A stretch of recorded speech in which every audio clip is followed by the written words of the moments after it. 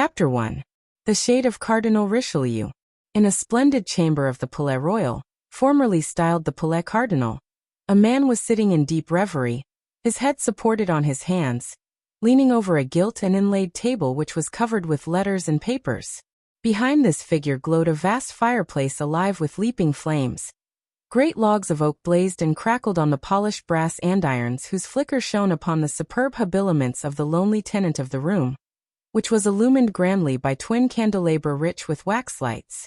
Anyone who happened at that moment to contemplate that red samar, the gorgeous robe of office, and the rich lace, or who gazed on that pale brow, bent in anxious meditation, might, in the solitude of that apartment, combined with the silence of the antechambers and the measured paces of the guards upon the landing place, have fancied that the shade of Cardinal Richelieu lingered still in his accustomed haunt.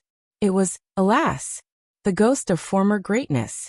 France enfeebled, the authority of her sovereign contemned, her nobles returning to their former turbulence and insolence, her enemies within her frontiers, all proved the great Richelieu no longer in existence.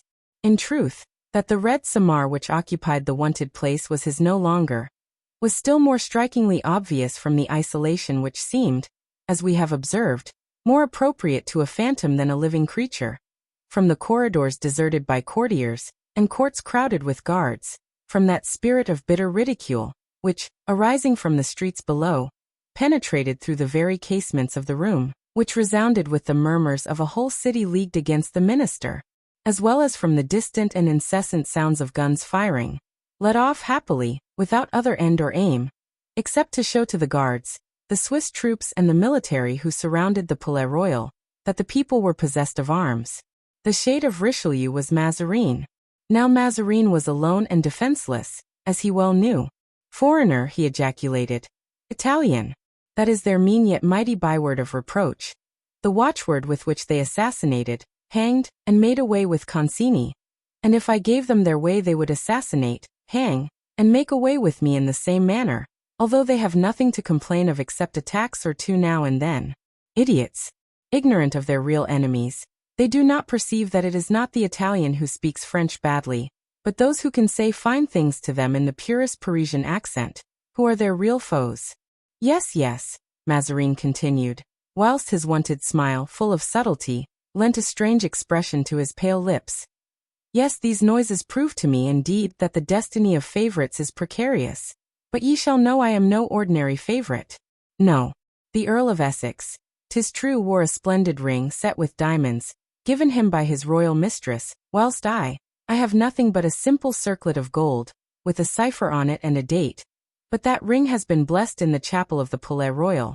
So they will never ruin me, as they long to do, and whilst they shout, down with Mazarin, I, unknown and unperceived by them, incite them to cry out, long live the Duc de Beaufort one day, another, long live the Prince de Condé, and again, long live the Parliament. And at this word the smile on the cardinal's lips assumed an expression of hatred, of which his mild countenance seemed incapable. The Parliament. We shall soon see how to dispose, he continued. Of the Parliament. Both Orleans and Montargis are ours. It will be a work of time, but those who have begun by crying out, down with Mazarin, will finish by shouting out, down with all the people I have mentioned, each in his turn. It is said that Mazarin, who though a cardinal had not taken such vows as to prevent it, was secretly married to and of Austria. Laporte's Memoirs. Richelieu, whom they hated during his lifetime and whom they now praise after his death, was even less popular than I am. Often he was driven away, oftener still had he a dread of being sent away. The Queen will never banish me, and even were I obliged to yield to the populace she would yield with me. If I fly she will fly, and then we shall see how the rebels will get on without either king or queen. Oh, were I not a foreigner! Were I but a Frenchman! Were I but of gentle birth! The position of the cardinal was indeed critical, and recent events had added to his difficulties. Discontent had long pervaded the lower ranks of society in France, crushed and impoverished by taxation, imposed by Mazarin, whose avarice impelled him to grind them down to the very dust. The people, as the Advocate General Talon described it, had nothing left to them except their souls, and as those could not be sold by auction, they began to murmur. Patience had in vain been recommended to them by reports of brilliant victories gained by France. Laurels, however, were not meat and drink, and the people had for some time been in a state of discontent. Had this been all, it might not, perhaps, have greatly signified. For when the lower classes alone complained, the court of France, separated as it was from the poor by the intervening classes of the gentry and the bourgeoisie, seldom listened to their voice.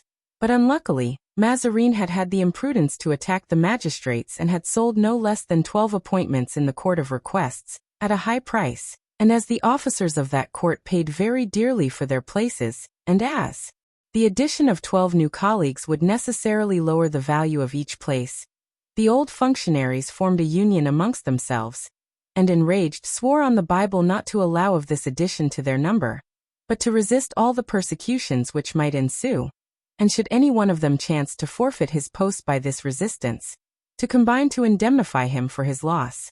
Now the following occurrences had taken place between the two contending parties. On the 7th of January between 700 and 800 tradesmen had assembled in Paris to discuss a new tax, which was to be levied on house property. They deputed 10 of their number to wait upon the Duke of Orleans, who according to his custom, affected popularity. The Duke received them and they informed him that they were resolved not to pay this tax, even if they were obliged to defend themselves against its collectors by force of arms. They were listened to with great politeness by the Duke, who held out hopes of easier measures, promised to speak in their behalf to the Queen, and dismissed them with the ordinary expression of royalty, "We will see what we can do." 2 days afterward these same magistrates appeared before the cardinal, and their spokesman addressed Mazarin with so much fearlessness and determination that the minister was astounded and sent the deputation away with the same answer as it had received from the Duke of Orleans, that he would see what could be done. And in accordance with that intention a council of state was assembled, and the superintendent of finance was summoned. This man, named Emery, was the object of popular detestation. In the first place because he was superintendent of finance, and every superintendent of finance deserved to be hated. In the second place because he rather deserved the odium which he had incurred. He was the son of a banker at Lyons named Porthos, who after becoming a bankrupt, chose to change his name to Emery, and Cardinal Richelieu, having discovered in him great financial aptitude, had introduced him with a strong recommendation to Louis XIII, under his assumed name, in order that he might be appointed to the post he subsequently held. "You surprise me," exclaimed the monarch. "I am rejoiced to hear you speak of Monsieur d'Emery as calculated for a post which requires a man of probity. I was really afraid that you were going to force that villain Porthos upon me." "Sire," replied Richelieu, "rest assured that Porthos, the man to whom your Majesty refers, has been hanged." "Ah, so much the better," exclaimed the king. "It is not for nothing that I am styled Louis the Just." And he signed Emery's appointment. This was the same Emery who became eventually superintendent of finance. He was sent for by the ministers and he came before them pale and trembling, declaring that his son had very nearly been assassinated the day before, near the palace. The mob had insulted him on account of the ostentatious luxury of his wife, whose house was hung with red velvet edged with gold fringe. This lady was the daughter of Nicolas de Camus, who arrived in Paris with 20 francs in his pocket, became Secretary of State, and accumulated wealth enough to divide 9 millions of francs among his children, and to keep an income of 40,000 for himself. The fact was that Emery's son had run a great chance of being suffocated, one of the rioters having proposed to squeeze him until he gave up all the gold he had swallowed. Nothing, therefore, was settled that day, as Emery's head was not steady enough for business after such an occurrence. On the next day Matthew Mole, the chief president, whose courage at this crisis, says the Cardinal de Retz, was equal to that of the Duc de Beaufort and the Prince de Condé. In other words, of the two men who were considered the bravest in France, had been attacked in his turn. The people threatened to hold him responsible for the evils that hung over them. But the chief president had replied with his habitual coolness, without betraying either disturbance or surprise, that should the agitators refuse obedience to the king's wishes he would have gallows erected in the public squares and proceed at once to hang the most active among them. To which the others had responded that they would be glad to see the gallows erected. They would serve for the hanging of those detestable judges who purchase favor at court at the price of the people's misery. Nor was this all. On the 11th, the queen, in going to Mass at Notre Dame, as she always did on Saturdays, was followed by more than 200 women demanding justice. These poor creatures had no bad intentions. They wished only to be allowed to fall on their knees before their sovereign, and that they might move her to compassion. But they were prevented by the royal guard, and the queen proceeded on her way, haughtily disdainful of their entreaties. At length Parliament was convoked. The authority of the king was to be maintained. One day, it was the morning of the day my story begins, the king Louis XIV, then 10 years of age, went in state, under pretext of returning thanks for his recovery from the smallpox, to Notre Dame. He took the opportunity of calling out his guard, the Swiss troops and the Musketeers, and he had planted them round the Palais Royal, on the quays, and on the Pont Neuf. After Mass the young monarch drove to the Parliament House, where upon the throne, he hastily confirmed not only such edicts as he had already passed, but issued new ones, each one, according to Cardinal de Retz, more ruinous than the others, a proceeding which drew forth a strong remonstrance from the chief president Mole, whilst President Blancmesnil and Councillor Broussel raised their voices in indignation against fresh taxes. The king returned amidst the silence of a vast multitude to the Palais Royal. All minds were uneasy, most were foreboding, many of the people used threatening language. At first, indeed, they were doubtful whether the king's visit to the Parliament had been in order to lighten or increase their burdens, but scarcely was it known that the taxes were to be still further increased, when cries of "Down with Mazarin! Long live Broussel! Long live Blancmesnil!" resounded through the city. For the people had learned that Broussel and Blancmesnil had made speeches in their behalf, and although the eloquence of these deputies had been without avail, it had none the less won for them the people's goodwill. All attempts to disperse the groups collected in the streets, or silence their exclamations, were in vain. Orders had just been given to the royal guards and the Swiss guards, not only to stand firm, but to send out patrols to the streets of Saint Denis and Saint Martin, where the people thronged and where they were the most vociferous. When the mayor of Paris was announced at the Palais Royal, he was shown in directly. He came to say that if these offensive precautions were not discontinued, in 2 hours Paris would be under arms. Deliberations were being held when a lieutenant in the guards, named Comminges, made his appearance, with his clothes all torn, his face streaming with blood. The queen, on seeing him, uttered a cry of surprise and asked him what was going on. As the mayor had foreseen, the sight of the guards had exasperated the mob. The tocsin was sounded. Comminges had arrested one of the ringleaders and had ordered him to be hanged near the cross of Du Trottoir. But in attempting to execute this command, the soldiery were attacked in the marketplace with stones and halberds. The delinquent had escaped to the Rue de Lombards and rushed into a house. They broke open the doors and searched the dwelling, but in vain.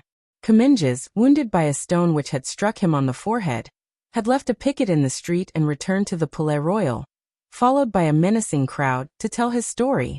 This account confirmed that of the mayor. The authorities were not in a condition to cope with serious revolt. Mazarin endeavored to circulate among the people a report that troops had only been stationed on the quays and on the Pont Neuf, on account of the ceremonial of the day, and that they would soon withdraw. In fact, about 4 o'clock they were all concentrated about the Palais Royal, the courts and ground floors of which were filled with musketeers and Swiss guards, and there awaited the outcome of all this disturbance. Such was the state of affairs at the very moment we introduced our readers to the study of Cardinal Mazarin, once that of Cardinal Richelieu. We have seen in what state of mind he listened to the murmurs from below, which even reached him in his seclusion, and to the guns, the firing of which resounded through that room. All at once he raised his head, his brow slightly contracted like that of a man who has formed a resolution. He fixed his eyes upon an enormous clock that was about to strike 10, and taking up a whistle of silver gilt that stood upon the table near him, he shrilled it twice.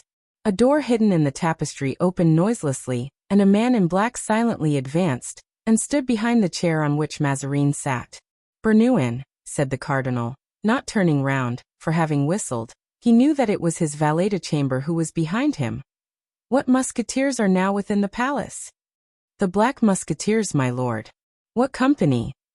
"Treville's company." "Is there any officer belonging to this company in the antechamber?" "Lieutenant d'Artagnan." "A man on whom we can depend, I hope." "Yes, my lord." Give me a uniform of one of these musketeers and help me to put it on." The valet went out as silently as he had entered, and appeared in a few minutes bringing the dress demanded. The cardinal, in deep thought and in silence, began to take off the robes of state he had assumed in order to be present at the sitting of Parliament, and to attire himself in the military coat, which he wore with a certain degree of easy grace, owing to his former campaigns in Italy. When he was completely dressed he said, "Send hither Monsieur d'Artagnan." The valet went out of the room, this time by the center door, but still as silently as before. One might have fancied him an apparition. When he was left alone, the cardinal looked at himself in the glass with a feeling of self-satisfaction. Still young, for he was scarcely 46 years of age, he possessed great elegance of form and was above the middle height. His complexion was brilliant and beautiful, his glance full of expression, his nose, though large, was well proportioned, his forehead broad and majestic, his hair, of a chestnut color, was curled slightly, his beard, which was darker than his hair, was turned carefully with a curling iron, a practice that greatly improved it. After a short time the cardinal arranged his shoulder belt, then looked with great complacency at his hands, which were most elegant and of which he took the greatest care, and throwing on one side the large kid gloves tried on at first, as belonging to the uniform, he put on others of silk only. At this instant the door opened. "Monsieur d'Artagnan," said the valet de chambre. An officer, as he spoke, entered the apartment.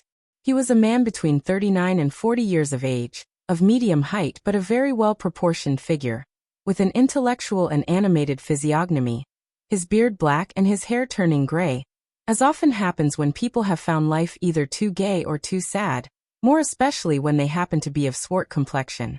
D'Artagnan advanced a few steps into the apartment. How perfectly he remembered his former entrance into that very room. Seeing, however, no one there except a musketeer of his own troop, he fixed his eyes upon the supposed soldier, in whose dress, nevertheless, he recognized at the first glance the cardinal.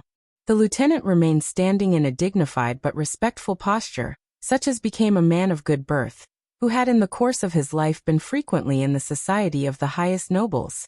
The cardinal looked at him with a cunning rather than serious glance, yet he examined his countenance with attention, and after a momentary silence said, "You are Monsieur d'Artagnan?" "I am that individual," replied the officer.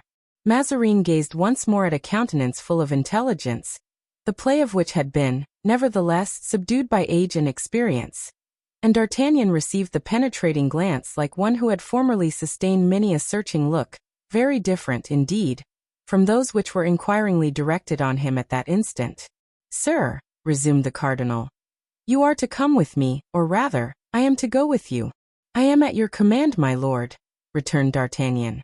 "I wish to visit in person the outposts which surround the Palais Royal. Do you suppose that there is any danger in so doing?" "Danger, my lord!" exclaimed D'Artagnan with a look of astonishment. "What danger?" "I am told that there is a general insurrection." "The uniform of the king's musketeers carries a certain respect with it, and even if that were not the case I would engage with 4 of my men to put to flight 100 of these clowns. Did you witness the injury sustained by Comminges? Monsieur de Comminges is in the guards and not in the musketeers. Which means, I suppose, that the musketeers are better soldiers than the guards." The cardinal smiled as he spoke. "Every one likes his own uniform best, my lord." "Myself excepted," and again Mazarin smiled. "For you perceive that I have left off mine and put on yours." "Lord bless us! This is modesty indeed," cried D'Artagnan. "Had I such a uniform as your eminence possesses, I protest I should be mightily content, and I would take an oath never to wear any other costume." "Yes, but for tonight's adventure I don't suppose my dress would have been a very safe one.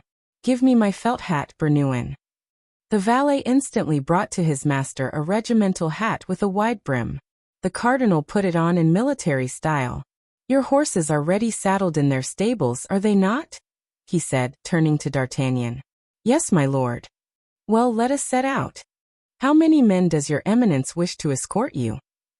"You say that with 4 men you will undertake to disperse 100 low fellows. As it may happen that we shall have to encounter 200, take 8. As many as my lord wishes." "I will follow you. This way, light us downstairs, Bernouin."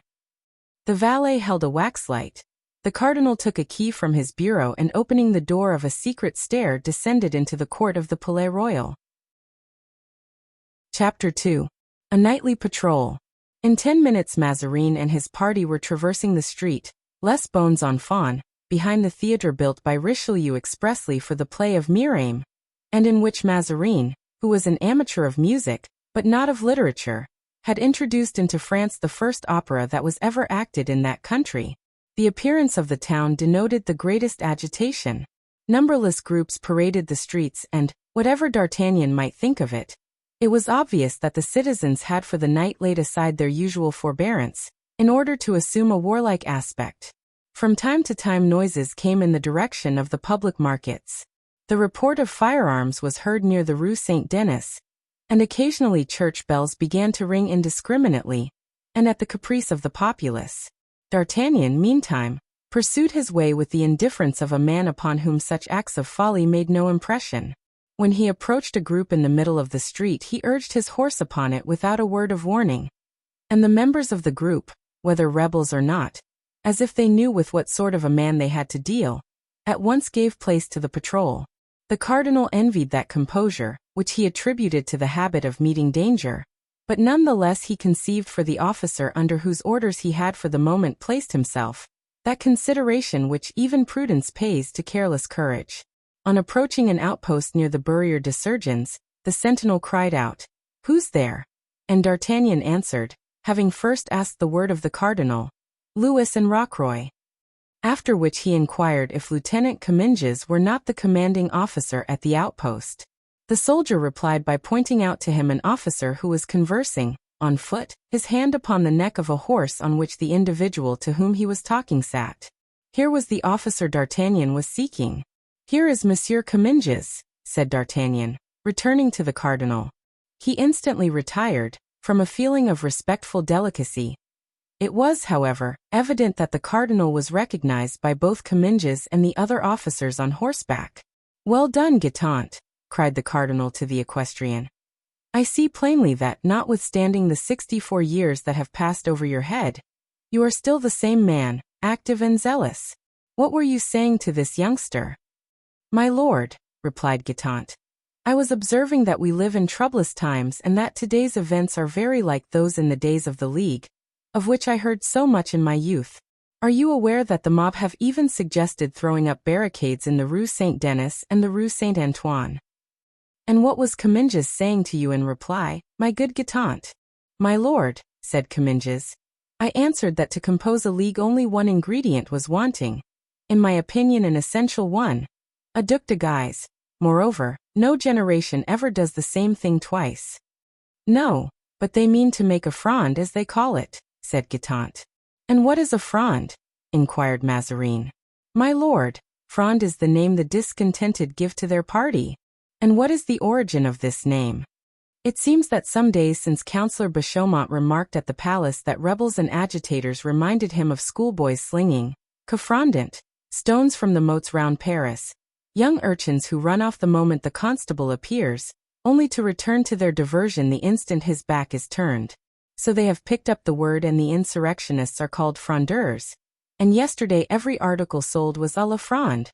Bread à la Fronde, hats à la Fronde, to say nothing of gloves, pocket handkerchiefs and fans. But listen."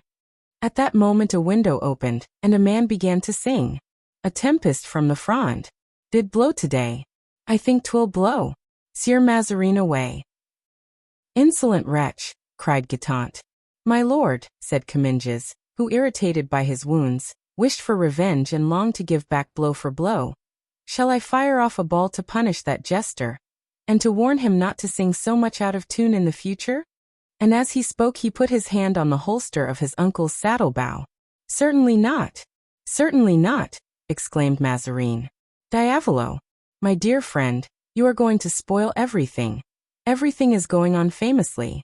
I know the French as well as if I had made them myself. They sing, 'Let them pay the piper.' During the League, about which Guitant was speaking just now, the people chanted nothing except the Mass, so everything went to destruction. Come, Guitant, come along, and let's see if they keep watch at the Quinzvinks as at the Barrière des Surgeons." And waving his hand to Comminges, he rejoined D'Artagnan, who instantly put himself at the head of his troop, followed by the cardinal, Guitant and the rest of the escort. Just so, muttered Comminges, looking after Mazarin. True, I forgot. Provided he can get money out of the people, that is all he wants. The street of Saint-Honoré, when the cardinal and his party passed through it, was crowded by an assemblage who, standing in groups, discussed the edicts of that memorable day. They pitied the young king, who was unconsciously ruining his country, and threw all the odium of his proceedings on Mazarin. Addresses to the Duke of Orleans and to Condé were suggested. Blancmesnil and Broussel seemed in the highest favor. D'Artagnan passed through the very midst of this discontented mob just as if his horse and he had been made of iron. Mazarin and Guitant conversed together in whispers. The Musketeers, who had already discovered who Mazarin was, followed in profound silence. In the street of St. Thomas du Louvre they stopped at the barrier distinguished by the name of Quinsvinx. Here Guitant spoke to one of the subalterns, asking how matters were progressing. "Ah, Captain," said the officer, "everything is quiet hereabout. If I did not know that something is going on in yonder house." And he pointed to a magnificent hotel situated on the very spot whereon the vaudeville now stands. "In that hotel? It is the Hotel Rambouillet," cried Guitant. "I really don't know what hotel it is. All I do know is that I observed some suspicious-looking people go in there." "Nonsense!" exclaimed Guitant with a burst of laughter. "Those men must be poets." "Come, Guitant, speak, if you please, respectfully of these gentlemen," said Mazarin. "Don't you know that I was in my youth a poet? I wrote verses in the style of Benserade." "You, my lord?" "Yes, I. Shall I repeat to you some of my verses?" "Just as you please, my lord. I do not understand Italian." "Yes, but you understand French." And Mazarin laid his hand upon Guitant's shoulder. "My good, my brave Guitant, whatsoever command I may give you in that language, in French, whatever I may order you to do, will you not perform it?" "Certainly. I have already answered that question in the affirmative, but that command must come from the Queen herself." "Yes. Ah, yes."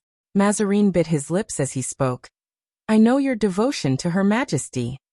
"I have been a captain in the Queen's Guards for 20 years, was the reply.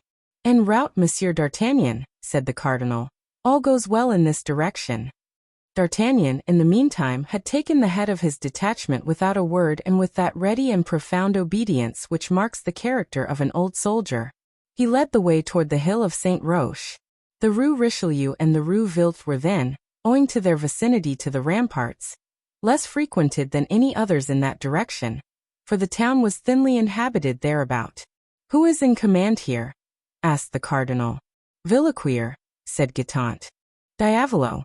Speak to him yourself, for ever since you were deputed by me to arrest the Duc de Beaufort, this officer and I have been on bad terms. He laid claim to that honor as captain of the Royal Guards. I am aware of that, and I have told him 100 times that he was wrong. The king could not give that order, since at that time he was hardly 4 years old." "Yes, but I could give him the order. I, Guitant, and I preferred to give it to you." Guitant, without reply, rode forward and desired the sentinel to call Monsieur de Villequier. "Ah, so you are here," cried the officer, in the tone of ill humor habitual to him. "What the devil are you doing here?" "I wish to know. Can you tell me, pray, is anything fresh occurring in this part of the town?" "What do you mean?"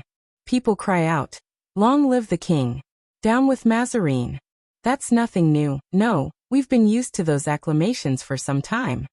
"And you sing chorus," replied Guitant, laughing. "Faith, I've half a mind to do it. In my opinion the people are right, and cheerfully would I give up 5 years of my pay, which I am never paid, by the way, to make the king 5 years older." "Really? And pray what would come to pass, supposing the king were 5 years older than he is?" "As soon as ever the king comes of age he will issue his commands himself, and 'tis far pleasanter to obey the grandson of Henry IV. than the son of Peter Mazarin. 'Sdeath! I would die willingly for the king, but supposing I happen to be killed on account of Mazarin, as your nephew came near being today, there could be nothing in paradise, however well placed I might be there, that could console me for it." "Well, well, Monsieur de Villequier," Mazarin interposed, "I shall make it my care the king hears of your loyalty, Come, gentlemen, addressing the troop, let us return. Stop, exclaimed Villequier. So Mazarin was here. So much the better. I have been waiting for a long time to tell him what I think of him. I am obliged to you, Guitant, although your intention was perhaps not very favorable to me, for such an opportunity. He turned away and went off to his post, whistling a tune then popular among the party called the Fronde, whilst Mazarin returned, in a pensive mood, toward the Palais Royal.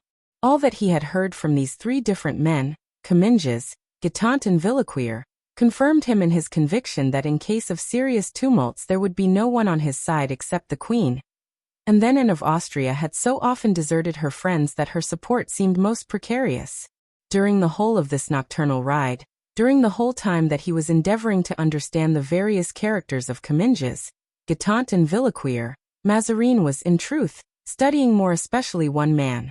This man, who had remained immovable as bronze when menaced by the mob, not a muscle of whose face was stirred, either at Mazarin's witticisms or by the jests of the multitude, seemed to the cardinal a peculiar being, who, having participated in past events similar to those now occurring, was calculated to cope with those now on the eve of taking place.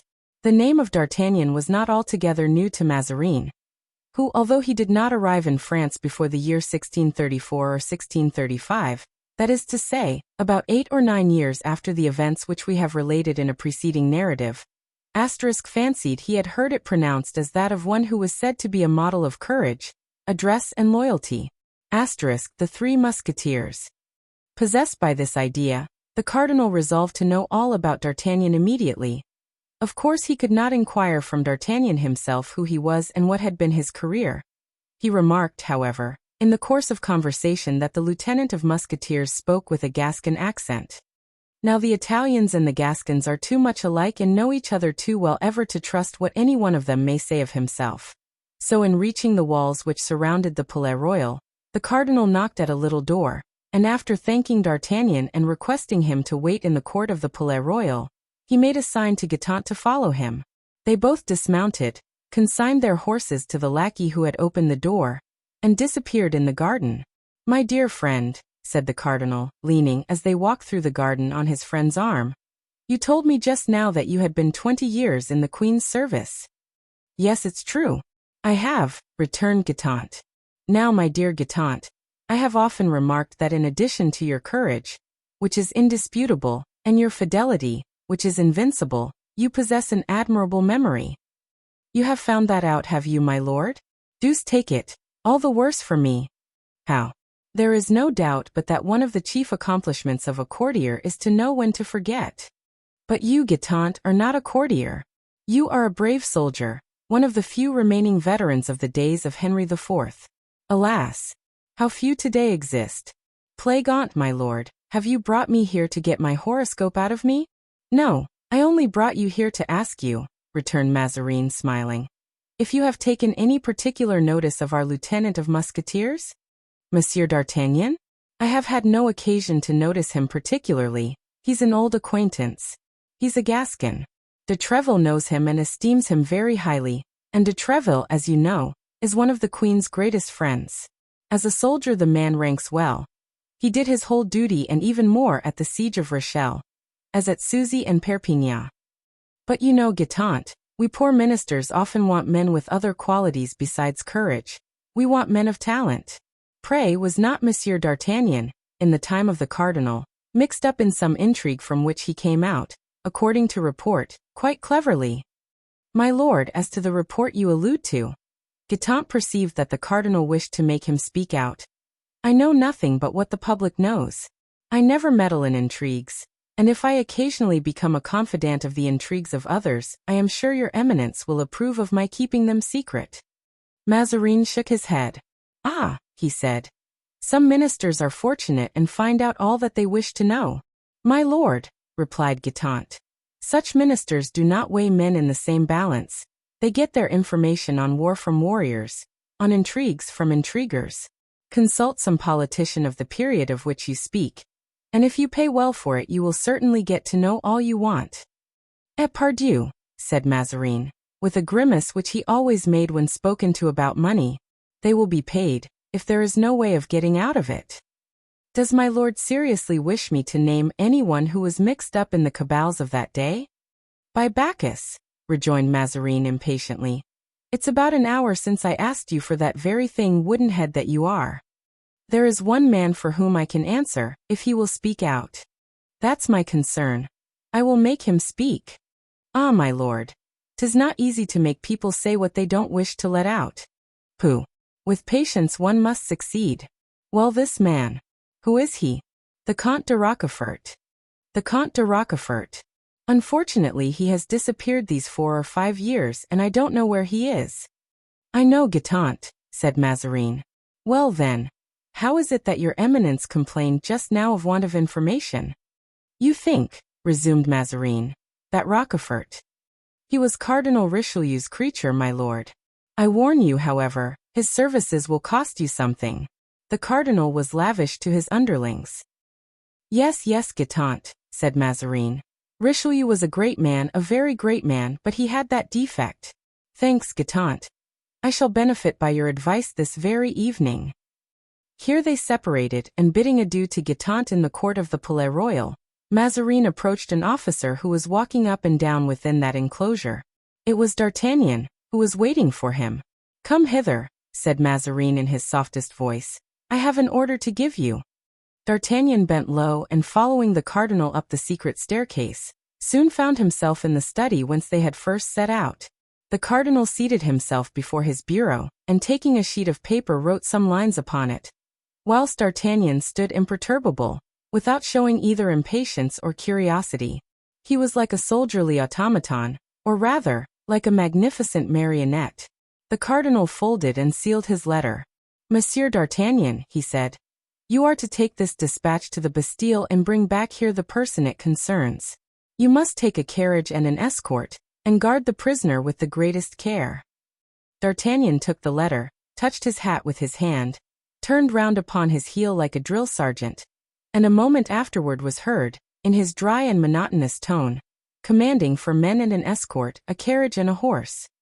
5 minutes afterward the wheels of the carriage and the horse's shoes were heard resounding on the pavement of the courtyard. Chapter 3. Dead Animosities. D'Artagnan arrived at the Bastille just as it was striking 8:30. His visit was announced to the governor, who, on hearing that he came from the cardinal, went to meet him and received him at the top of the great flight of steps outside the door. The governor of the Bastille was Monsieur du Tremblay, the brother of the famous Capuchin, Joseph, that fearful favorite of Richelieu's, who went by the name of the Grey Cardinal. During the period that the Duc de Bassompierre passed in the Bastille, where he remained for 12 long years, when his companions in their dreams of liberty, said to each other, As for me, I shall go out of the prison at such a time, and another at such and such a time, the Duke used to answer, As for me, gentlemen, I shall leave only when Monsieur du Tremblay leaves. Meaning that at the death of the Cardinal du Tremblay would certainly lose his place at the Bastille and de Bassompierre regain his at court. His prediction was nearly fulfilled, but in a very different way from that which de Bassompierre supposed, for after the death of Richelieu everything went on, contrary to expectation, in the same way as before, and Bassompierre had little chance of leaving his prison.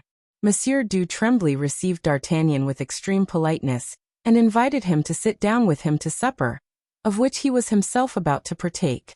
I should be delighted to do so, was the reply, but if I am not mistaken the words in haste are written on the envelope of the letter which I brought.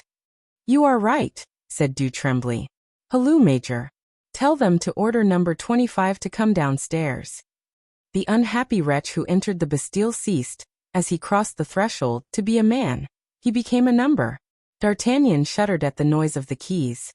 He remained on horseback, feeling no inclination to dismount, and sat looking at the bars, at the buttress windows and the immense walls he had hitherto only seen from the other side of the moat, but by which he had for 20 years been awestruck. A bell resounded. I must leave you, said du Tremblay. I am sent for to sign the release of a prisoner. I shall be happy to meet you again, sir. May the devil annihilate me if I return thy wish, murmured D'Artagnan, smiling as he pronounced the imprecation. I declare I feel quite ill after only being 5 minutes in the courtyard. Go to. I would rather die on straw than hoard up 1,000 a year, by being governor of the Bastille. He had scarcely finished this soliloquy before the prisoner arrived. On seeing him, D'Artagnan could hardly suppress an exclamation of surprise. The prisoner got into the carriage without seeming to recognize the Musketeer. "Gentlemen," thus D'Artagnan addressed the 4 Musketeers, "I am ordered to exercise the greatest possible care in guarding the prisoner, and since there are no locks to the carriage, I shall sit beside him. Monsieur de Lillebonne, lead my horse by the bridle if you please." As he spoke he dismounted, gave the bridle of his horse to the Musketeer, and placing himself by the side of the prisoner said, in a voice perfectly composed, "To the Palais Royal, at full trot." The carriage drove on, and D'Artagnan, availing himself of the darkness in the archway under which they were passing, threw himself into the arms of the prisoner. "Rochefort," he exclaimed. Is it you indeed? I am not mistaken." "D'Artagnan," cried Rochefort. "Ah, my poor friend," resumed D'Artagnan. "Not having seen you for 4 or 5 years, I concluded you were dead." "I' faith," said Rochefort, "there's no great difference, I think, between a dead man and one who has been buried alive. Now I have been buried alive, or very nearly so." "And for what crime are you imprisoned in the Bastille?" "Do you wish me to speak the truth?" "Yes." "Well then, I don't know." "Have you any suspicion of me, Rochefort?" "No. On the honor of a gentleman. But I cannot be imprisoned for the reason alleged. It is impossible." "What reason?" asked D'Artagnan. "For stealing." "For stealing? You, Rochefort? You are laughing at me." "I understand. You mean that this demands explanation, do you not?" "I admit it." "Well, this is what actually took place.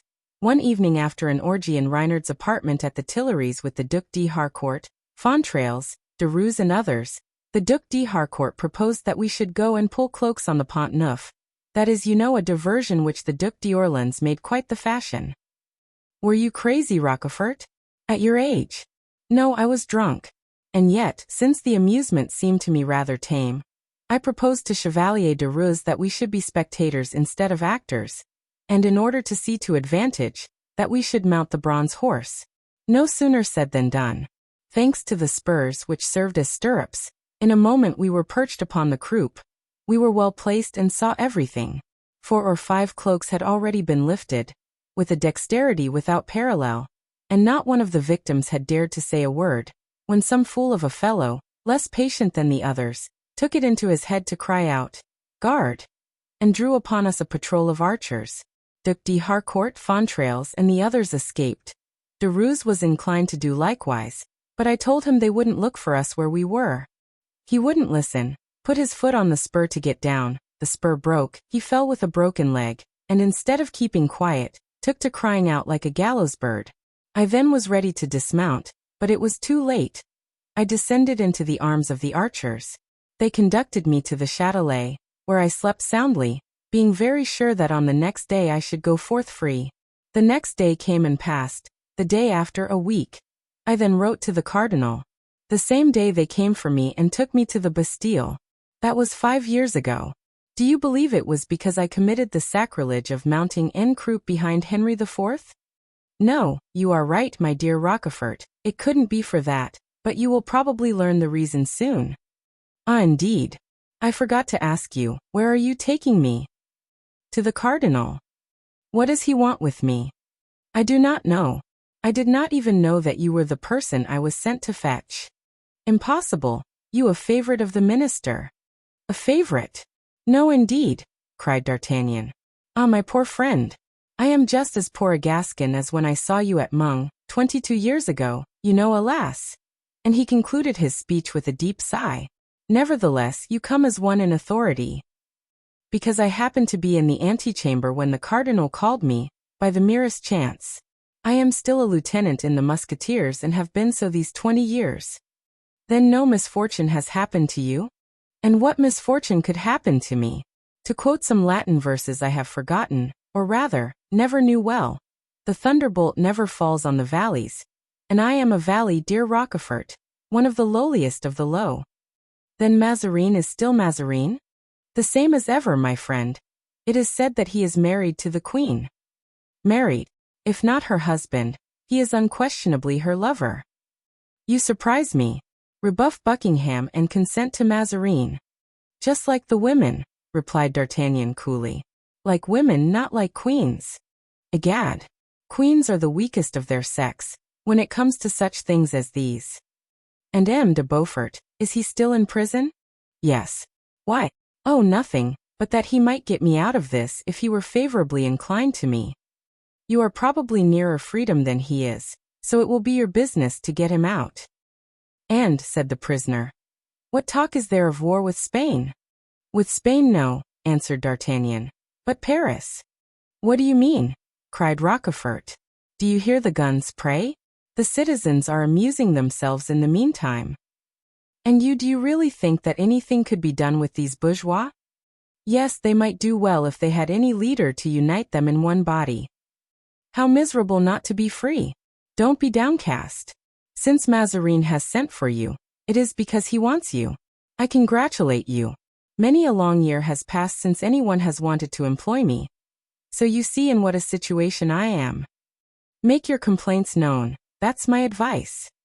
Listen, Rochefort, let us make a compact. We are friends, are we not? Egad! I bear the traces of our friendship, 3 slits or slashes from your sword. Well, if you should be restored to favor, don't forget me. On the honor of a Rochefort, but you must do the like for me. There's my hand, I promise. Therefore, whenever you find any opportunity of saying something in my behalf, I shall say it, and you? I shall do the same. Apropos, are we to speak of your friends also, Athos, Porthos, and Aramis? Or have you forgotten them? Almost. What has become of them? I don't know. We separated, as you know. They are alive, that's all that I can say about them. From time to time I hear of them indirectly, but in what part of the world they are, devil take me if I know. No, on my honor, I have not a friend in the world but you, Rochefort. And the illustrious. What's the name of the lad whom I made a sergeant in Piedmont's regiment? Planchet. The illustrious Planchet. What has become of him? I shouldn't wonder if he were at the head of the mob at this very moment. He married a woman who keeps a confectioner's shop in the Rue de Lombards, for he's a lad who was always fond of sweetmeats. He's now a citizen of Paris. You'll see that queer fellow will be a sheriff before I shall be a captain. Come, dear D'Artagnan, look up a little. Courage. It is when one is lowest on the wheel of fortune, that the merry-go-round wheels and rewards us. This evening your destiny begins to change. Amen, exclaimed D'Artagnan, stopping the carriage. What are you doing? Asked Rochefort. We are almost there, and I want no one to see me getting out of your carriage. We are supposed not to know each other. You are right. Adieu. Au revoir. Remember your promise.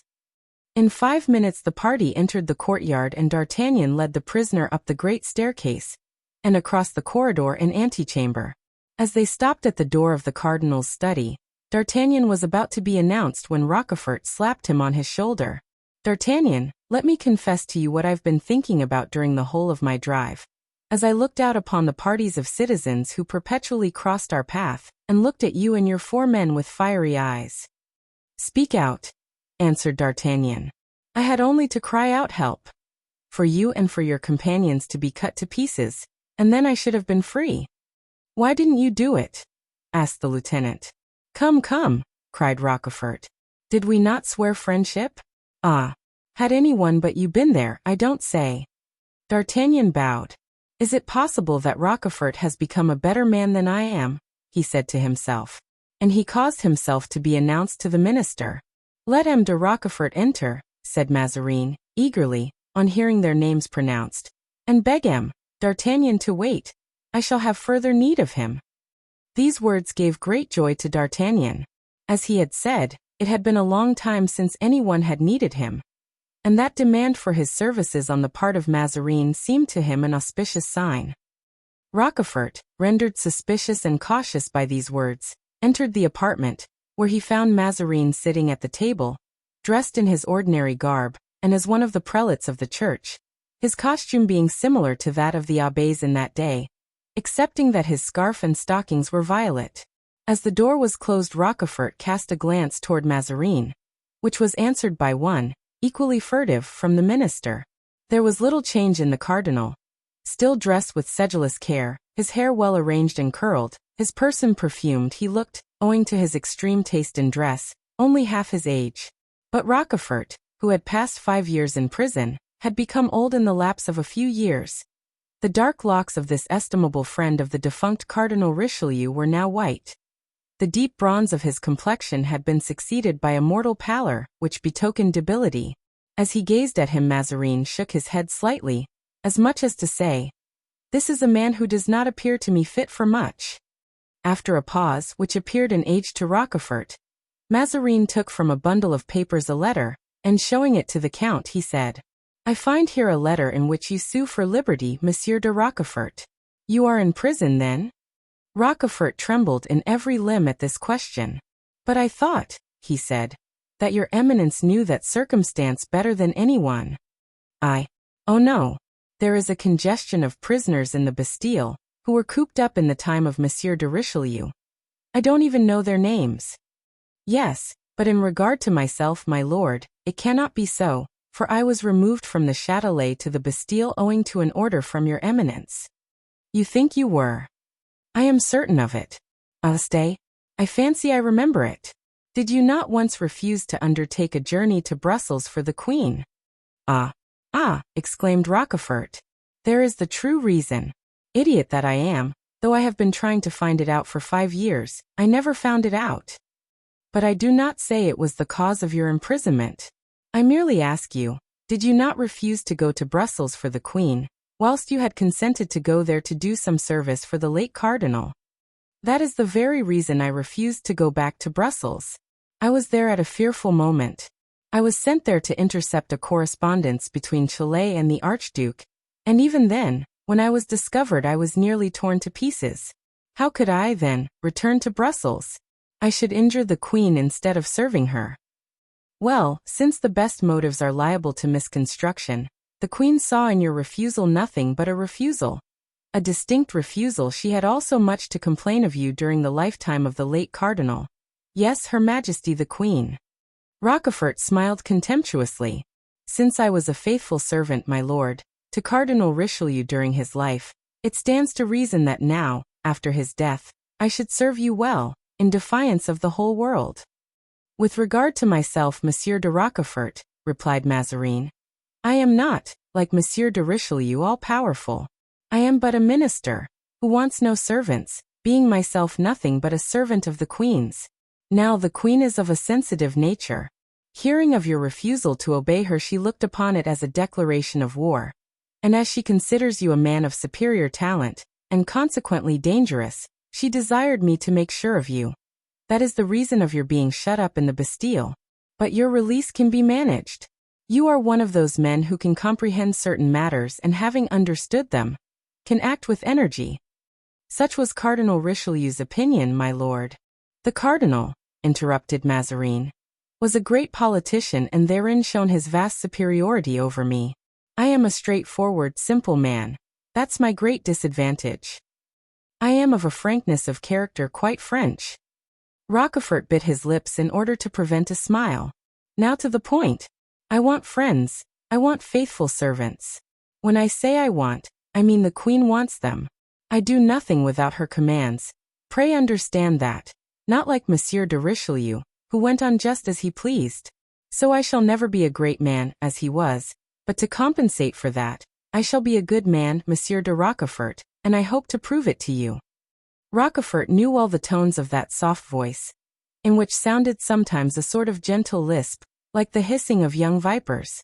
"I am disposed to believe your Eminence," he replied, "though I have had but little evidence of that good nature of which your Eminence speaks. Do not forget that I have been 5 years in the Bastille, and that no medium of viewing things is so deceptive as the grating of a prison." "Ah, Monsieur de Rochefort, have I not told you already that I had nothing to do with that? The Queen. Cannot you make allowances for the pettishness of a queen and a princess? But that has passed away as suddenly as it came, and is forgotten." "I can easily suppose, sir, that Her Majesty has forgotten it amid the fetes and the courtiers of the Palais Royal. But I who have passed those years in the Bastille. Ah, mon Dieu, my dear Monsieur de Rochefort, do you absolutely think that the Palais Royal is the abode of gaiety? No, We have had great annoyances there. As for me, I play my game squarely, fairly, and above board, as I always do. Let us come to some conclusion. Are you one of us, Monsieur de Rochefort? I am very desirous of being so, my lord, but I am totally in the dark about everything. In the Bastille one talks politics only with soldiers and jailers, and you have not an idea, my lord. How little is known of what is going on by people of that sort. I am of Monsieur de Bassompierre's party. Is he still one of the 17 peers of France? He is dead, sir, a great loss. His devotion to the Queen was boundless. Men of loyalty are scarce. I think so, forsooth, said Rochefort. And when you find any of them, you march them off to the Bastille. However, there are plenty in the world, but you don't look in the right direction for them, my lord. Indeed. Explain to me. Ah, my dear Monsieur de Rochefort, how much you must have learned during your intimacy with the late cardinal. Ah, he was a great man. Will your eminence be angry if I read you a lesson? Never. You know you may say anything to me. I try to be beloved, not feared. Well, there is on the wall of my cell, scratched with a nail, a proverb which says, like master, like servant. Pray, what does that mean? It means that Monsieur de Richelieu was able to find trusty servants, dozens and dozens of them. The point aimed at by every poniard. Richelieu, who passed his life in warding off blows which were forever aimed at him. But he did ward them off, said de Rochefort, and the reason was, that though he had bitter enemies he possessed also true friends. I have known persons, he continued, for he thought he might avail himself of the opportunity of speaking of D'Artagnan, who by their sagacity and address have deceived the penetration of Cardinal Richelieu, who by their valor have got the better of his guards and spies, persons without money, without support, without credit, yet who have preserved to the crowned head its crown and made the cardinal crave pardon. But those men you speak of, said Mazarin, smiling inwardly on seeing Rochefort approach the point to which he was leading him, those men were not devoted to the cardinal, for they contended against him. No.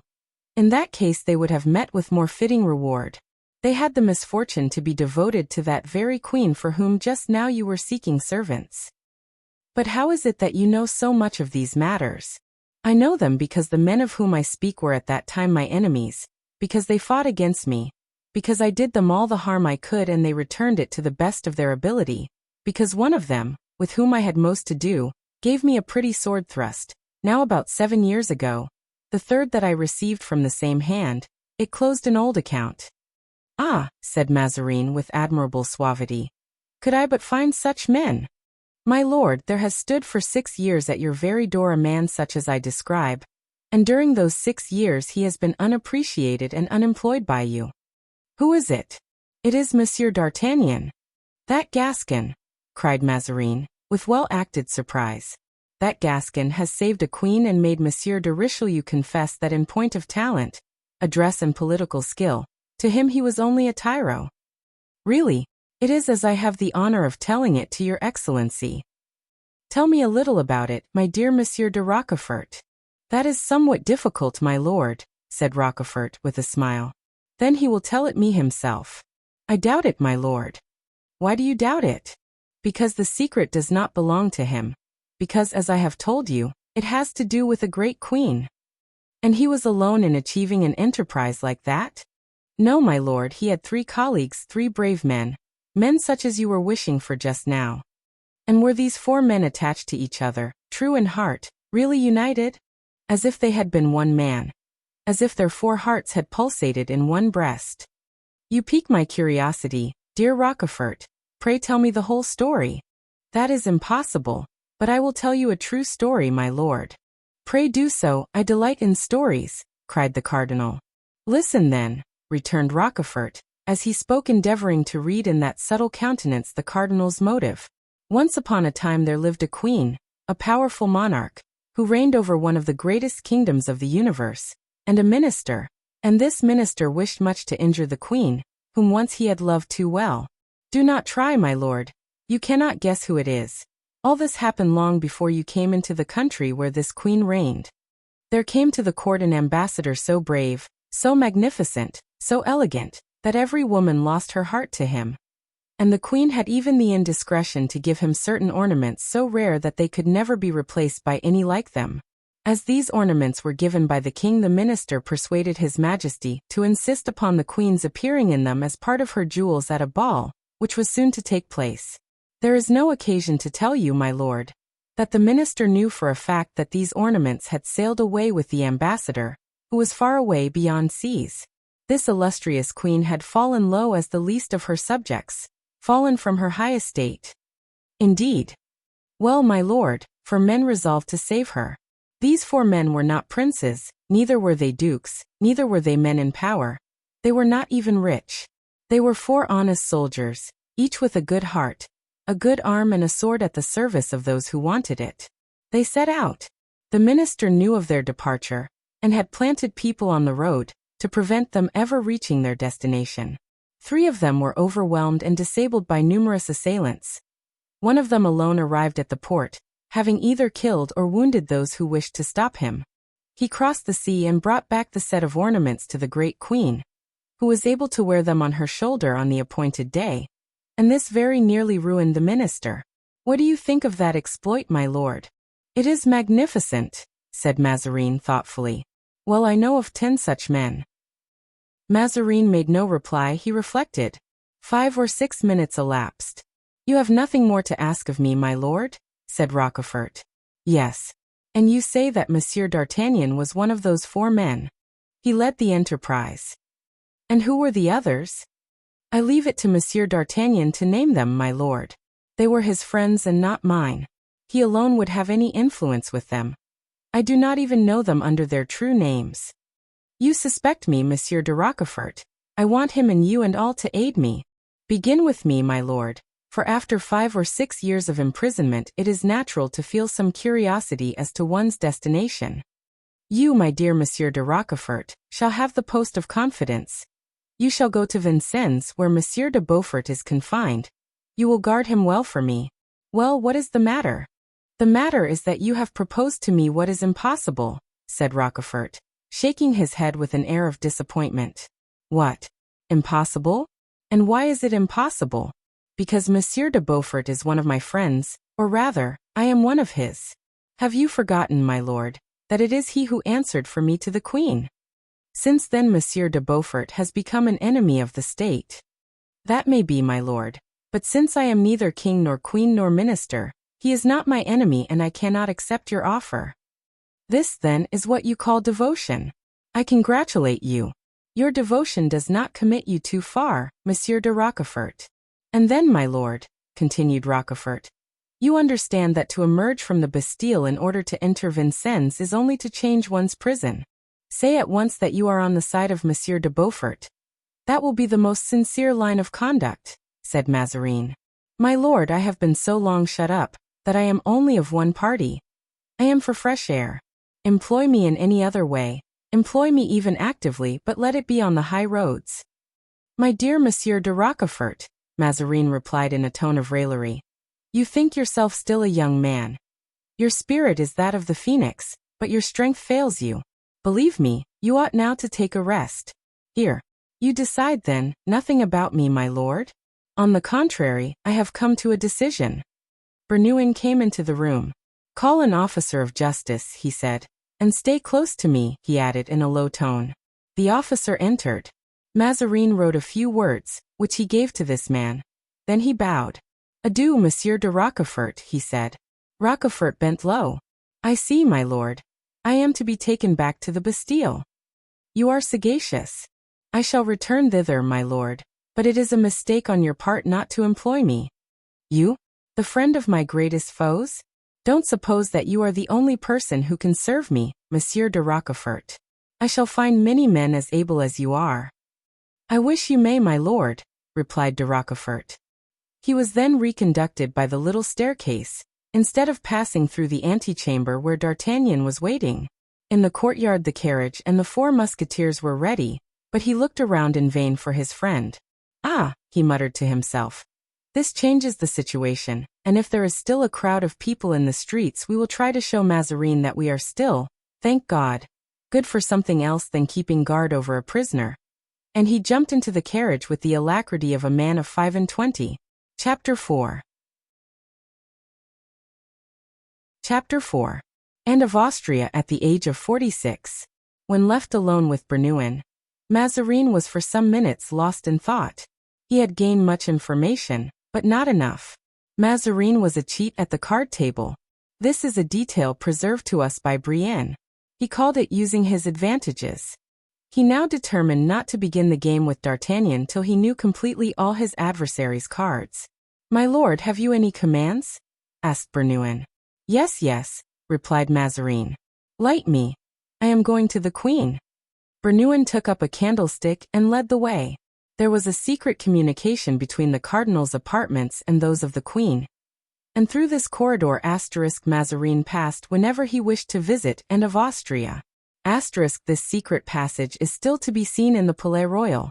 In the bedroom in which this passage ended, Bernouin encountered Madame de Beauvais, like himself entrusted with the secret of these subterranean love affairs. And Madame de Beauvais undertook to prepare Anne of Austria, who was in her oratory with the young king, Louis XIV, to receive the cardinal.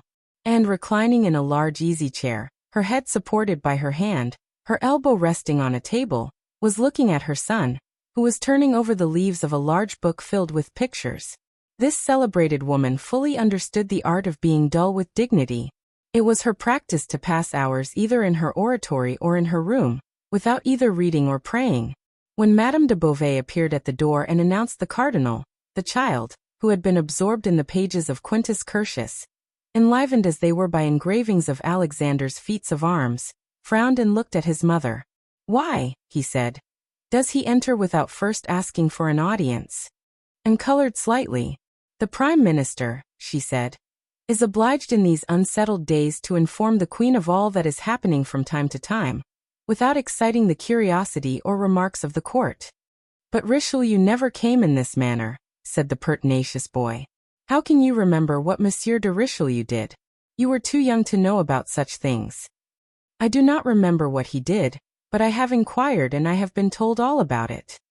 "And who told you about it?" asked Anne of Austria, with a movement of impatience. "I know that I ought never to name the persons who answer my questions," answered the child, "for if I do I shall learn nothing further." At this very moment Mazarin entered. The king rose immediately, took his book, closed it and went to lay it down on the table, near which he continued standing, in order that Mazarin might be obliged to stand also. Mazarin contemplated these proceedings with a thoughtful glance. They explained what had occurred that evening. He bowed respectfully to the king, who gave him a somewhat cavalier reception, but a look from his mother reproved him for the hatred which, from his infancy, Louis XIV had entertained toward Mazarin, and he endeavored to receive the minister's homage with civility. Anne of Austria sought to read in Mazarin's face the occasion of this unexpected visit, since the cardinal usually came to her apartment only after everyone had retired. The minister made a slight sign with his head, whereupon the queen said to Madame Beauvais, "It is time for the king to go to bed, call Laporte." The queen had several times already told her son that he ought to go to bed, and several times Louis had coaxingly insisted on staying where he was, but now he made no reply, but turned pale and bit his lips with anger. In a few minutes Laporte came into the room. The child went directly to him without kissing his mother. "Well, Louis," said Anne, "why do you not kiss me?" "I thought you were angry with me, madam. You sent me away." "I do not send you away, but you have had the smallpox and I am afraid that sitting up late may tire you. You had no fears of my being tired when you ordered me to go to the palace today to pass the odious decrees which have raised the people to rebellion." "Sire," interposed Laporte in order to turn the subject, "to whom does your majesty wish me to give the candle?" "To anyone, Laporte," the child said, and then added in a loud voice, "To anyone except Mancini." Now Mancini was a nephew of Mazarin's, and was as much hated by Louis as the cardinal himself, although placed near his person by the minister. And the king went out of the room without either embracing his mother, or even bowing to the cardinal. "Good," said Mazarin. "I am glad to see that his majesty has been brought up with a hatred of dissimulation." "Why do you say that?" asked the queen almost timidly. "Why, it seems to me that the way in which he left us needs no explanation." Besides, His Majesty takes no pains to conceal how little affection he has for me. That, however, does not hinder me from being entirely devoted to his service, as I am to that of your Majesty. I ask your pardon for him, Cardinal, said the Queen. He is a child, not yet able to understand his obligations to you. The Cardinal smiled. But, continued the Queen, you have doubtless come for some important purpose. What is it, then? Mazarin sank into a chair with the deepest melancholy painted on his countenance. It is likely, he replied, that we shall soon be obliged to separate, unless you love me well enough to follow me to Italy. Why? Cried the Queen. How is that? Because, as they say in the opera of Thisbe, the whole world conspires to break our bonds. You jest, sir, answered the Queen, endeavoring to assume something of her former dignity. Alas! I do not, madam, rejoined Mazarin. Mark well what I say. The whole world conspires to break our bonds. Now, as you are one of the whole world, I mean to say that you also are deserting me. Cardinal! Heavens! Did I not see you the other day smile on the Duke of Orleans? Or rather at what he said. And what was he saying? He said this, madam. Mazarin is a stumbling block. Send him away and all will then be well. What do you wish me to do? Oh, madam, you are the Queen. Queen, forsooth. When I am at the mercy of every scribbler in the Palais Royal who covers waste paper with nonsense, or of every country squire in the kingdom. Nevertheless, you have still the power of banishing from your presence those whom you do not like. That is to say, whom you do not like, returned the Queen. Persons whom I do not like. Yes, indeed. Who sent away Madame de Chevreuse after she had been persecuted 12 years under the last reign. A woman of intrigue, who wanted to keep up against me the spirit of cabal she had raised against M. de Richelieu. Who dismissed Madame de Hautefort, that friend so loyal that she refused the favor of the king that she might remain in mine. A prude, who told you every night, as she undressed you, that it was a sin to love a priest, just as if one were a priest because one happens to be a cardinal. Who ordered Monsieur de Beaufort to be arrested? An incendiary, the burden of whose song was his intention to assassinate me. You see, Cardinal, replied the Queen, that your enemies are mine. That is not enough, madam. It is necessary that your friends should be also mine. My friends, monsieur? The Queen shook her head. Alas, I have them no longer. How is it that you have no friends in your prosperity when you had many in adversity? It is because in my prosperity I forgot those old friends, monsieur, because I have acted like Queen Marie de Médicis, who, returning from her first exile, treated with contempt all those who had suffered for her and, being proscribed a second time, died at Cologne abandoned by every one, even by her own son. Well, let us see, said Mazarin. Isn't there still time to repair the evil? Search among your friends, your oldest friends. What do you mean, monsieur? Nothing else than I say search. Alas, I look around me in vain. I have no influence with any one. Monsieur is, as usual, led by his favorite. Yesterday it was Choisy. Today it is La Rivière. Tomorrow it will be someone else. Monsieur le Prince is led by the coadjutor, who is led by Madame de Guémeny. Therefore, madam, I ask you to look, not among your friends of today, but among those of other times.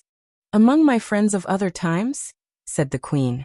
Yes, among your friends of other times. Among those who aided you to contend against the Duc de Richelieu and even to conquer him. What is he aiming at? Murmured the Queen, looking uneasily at the Cardinal. Yes, continued His Eminence. Under certain circumstances, with that strong and shrewd mind your Majesty possesses, aided by your friends, you were able to repel the attacks of that adversary. Aye, said the Queen. I suffered, that is all. Yes, said Mazarin. As women suffer in avenging themselves. Come, let us come to the point. Do you know Monsieur de Rochefort? One of my bitterest enemies, the faithful friend of Cardinal Richelieu. I know that, and we sent him to the Bastille, said Mazarin. Is he at liberty? asked the Queen. No, still there, but I only speak of him in order that I may introduce the name of another man. Do you know Monsieur d'Artagnan? He added, looking steadfastly at the Queen.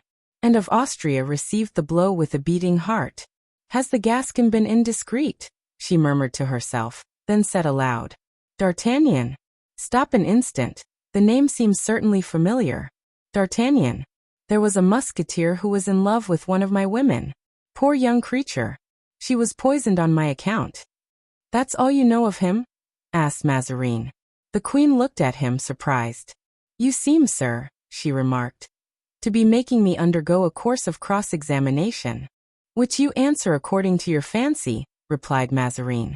Tell me your wishes and I will comply with them. The queen spoke with some impatience.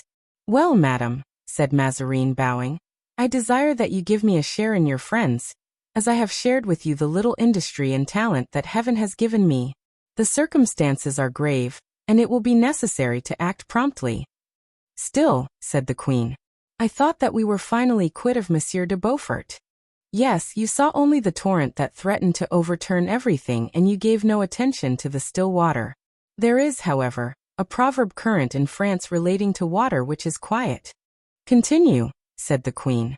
Well then, madam, not a day passes in which I do not suffer affronts from your princes and your lordly servants, all of them automata, who do not perceive that I wind up the spring that makes them move, nor do they see that beneath my quiet demeanor lies the still scorn of an injured, irritated man, who has sworn to himself to master them one of these days.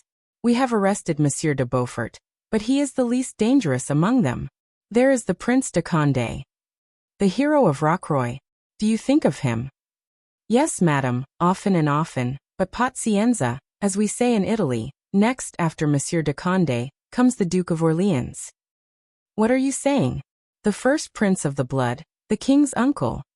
No, not the first prince of the blood, not the king's uncle, but the base conspirator, the soul of every cabal, who pretends to lead the brave people who are weak enough to believe in the honor of a prince of the blood. Not the prince nearest to the throne, not the king's uncle, I repeat, but the murderer of Chile, of Montmorency and of Cinq-Mars, who is playing now the same game he played long ago and who thinks that he will win the game because he has a new adversary, instead of a man who threatened, a man who smiles. But he is mistaken. I shall not leave so near the queen that source of discord with which the deceased cardinal so often caused the anger of the king to rage above the boiling point. And blushed and buried her face in her hands. What am I to do? She said, bowed down beneath the voice of her tyrant. Endeavor to remember the names of those faithful servants who crossed the Channel, in spite of Monsieur de Richelieu, tracking the roads along which they passed by their blood, to bring back to your majesty certain jewels given by you to Buckingham. And arose full of majesty, and as if touched by a spring, and looking at the cardinal with the haughty dignity which in the days of her youth had made her so powerful. You are insulting me, she said. I wish, continued Mazarin, finishing, as it were, the speech this sudden movement of the queen had cut. I wish, in fact, that you should now do for your husband what you formerly did for your lover. Again that accusation, cried the queen. I thought that calumny was stifled or extinct. You have spared me till now, but since you speak of it, once for all I tell you. Madam, I do not ask you to tell me, said Mazarin, astounded by this returning courage. I will tell you all, replied Anne. Listen. There were in truth at that epoch for devoted hearts, for loyal spirits, for faithful swords, who saved more than my life, my honor. Ah, you confess it, exclaimed Mazarin. Is it only the guilty whose honor is at the sport of others, sir? And cannot women be dishonored by appearances? Yes, appearances were against me, and I was about to suffer dishonor.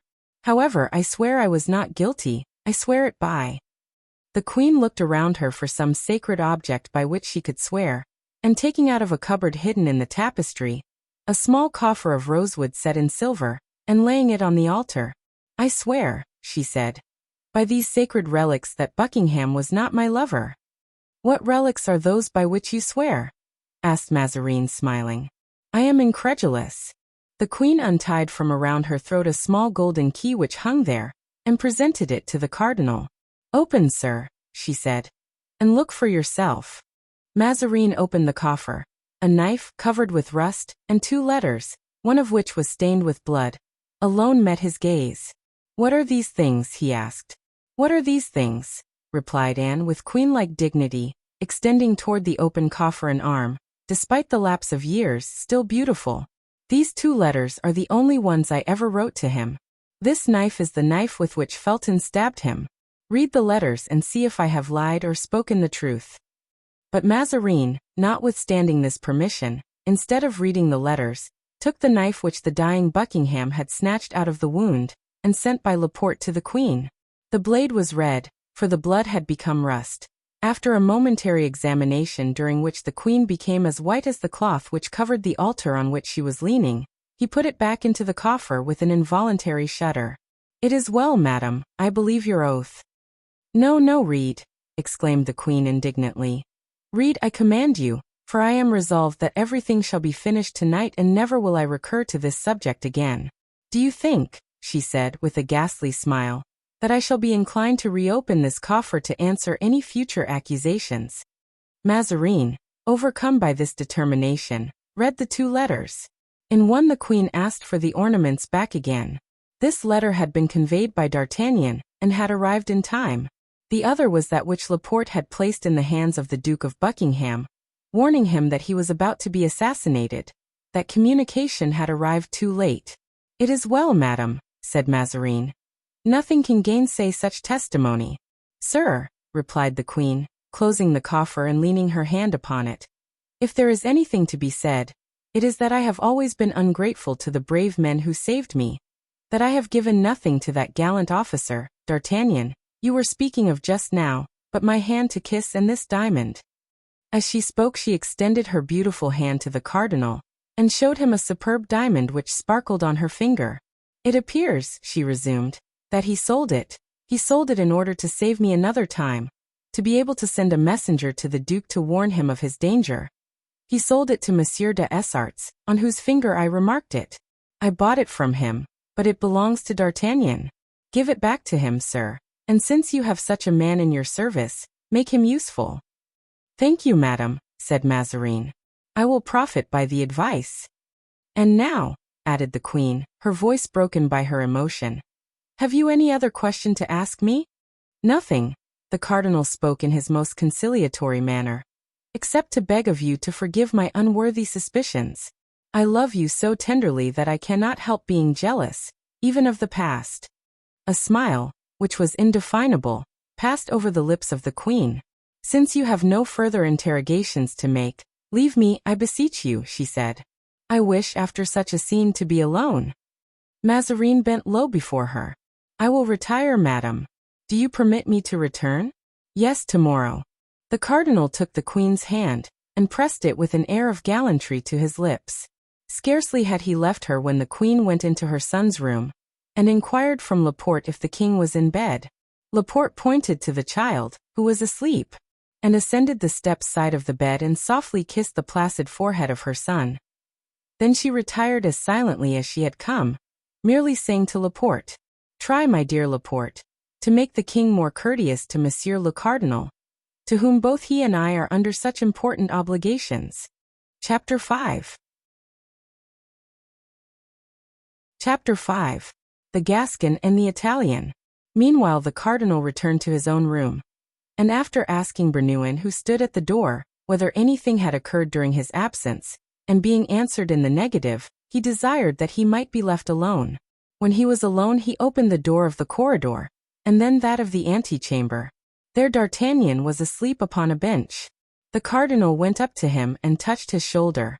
D'Artagnan started, awakened himself, and as he awoke, stood up exactly like a soldier under arms. "Here I am," said he. "Who calls me?" "I," said Mazarin, with his most smiling expression. "I ask pardon of your eminence," said D'Artagnan, "but I was so fatigued." "Don't ask my pardon, monsieur," said Mazarin, "for you fatigued yourself in my service." D'Artagnan admired Mazarin's gracious manner. "Ah," said he between his teeth, "is there truth in the proverb that fortune comes while one sleeps?" "Follow me, monsieur," said Mazarin. "Come, come," murmured D'Artagnan. "Rochefort has kept his promise, but where in the devil is he?" And he searched the cabinet even to the smallest recesses, but there was no sign of Rochefort. "Monsieur D'Artagnan," said the cardinal, sitting down on a fauteuil, "you have always seemed to me to be a brave and honorable man." "Possibly," thought D'Artagnan, But he has taken a long time to let me know his thoughts. Nevertheless, he bowed to the very ground in gratitude for Mazarin's compliment. Well, continued Mazarin, the time has come to put to use your talents and your valor. There was a sudden gleam of joy in the officer's eyes, which vanished immediately, for he knew nothing of Mazarin's purpose. Order, my lord, he said. I am ready to obey your eminence. Monsieur d'Artagnan, continued the cardinal, you performed sundry superb exploits in the last reign.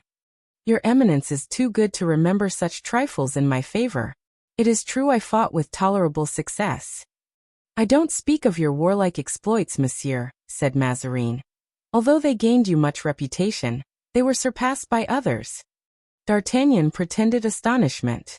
Well, you do not reply? Resumed Mazarin. I am waiting, my lord, till you tell me of what exploits you speak. I speak of the adventure. You know well what I mean. Alas, no, my lord, replied D'Artagnan, surprised. You are discreet, so much the better. I speak of that adventure in behalf of the queen, of the ornaments, of the journey you made with 3 of your friends. Aha, thought the Gascon. Is this a snare or not? Let me be on my guard. And he assumed a look of stupidity which Mendori or Belrose, 2 of the first actors of the day, might have envied. Bravo, cried Mazarin. They told me that you were the man I wanted. Come, let us see what you will do for me. Everything that your eminence may please to command me, was the reply. You will do for me what you have done for the queen. Certainly, D'Artagnan said to himself. He wishes to make me speak out. He's not more cunning than de Richelieu was. Devil take him. Then he said aloud, The queen, my lord? I don't comprehend. You don't comprehend that I want you and your 3 friends to be of use to me? Which of my friends, my lord? Your 3 friends, the friends of former days. Of former days, my lord. In former days I had not only 3 friends, I had 30.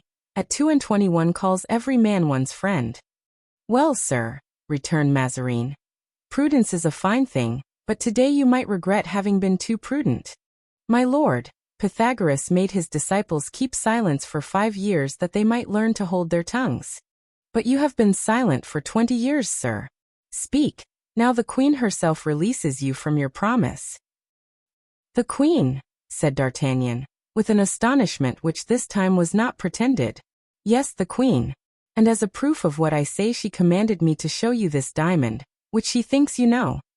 And so saying, Mazarin extended his hand to the officer, who sighed as he recognized the ring so gracefully given to him by the queen on the night of the ball at the Hôtel de Ville, and which she had repurchased from Monsieur d'Essarts. 'Tis true. I remember well that diamond, which belonged to the queen. You see, then, that I speak to you in the queen's name. Answer me without acting as if you were on the stage. Your interests are concerned in your so doing. Faith, my lord, it is very necessary for me to make my fortune. Your eminence has so long forgotten me. We need only a week to amend all that. Come, you are accounted for, you are here, but where are your friends?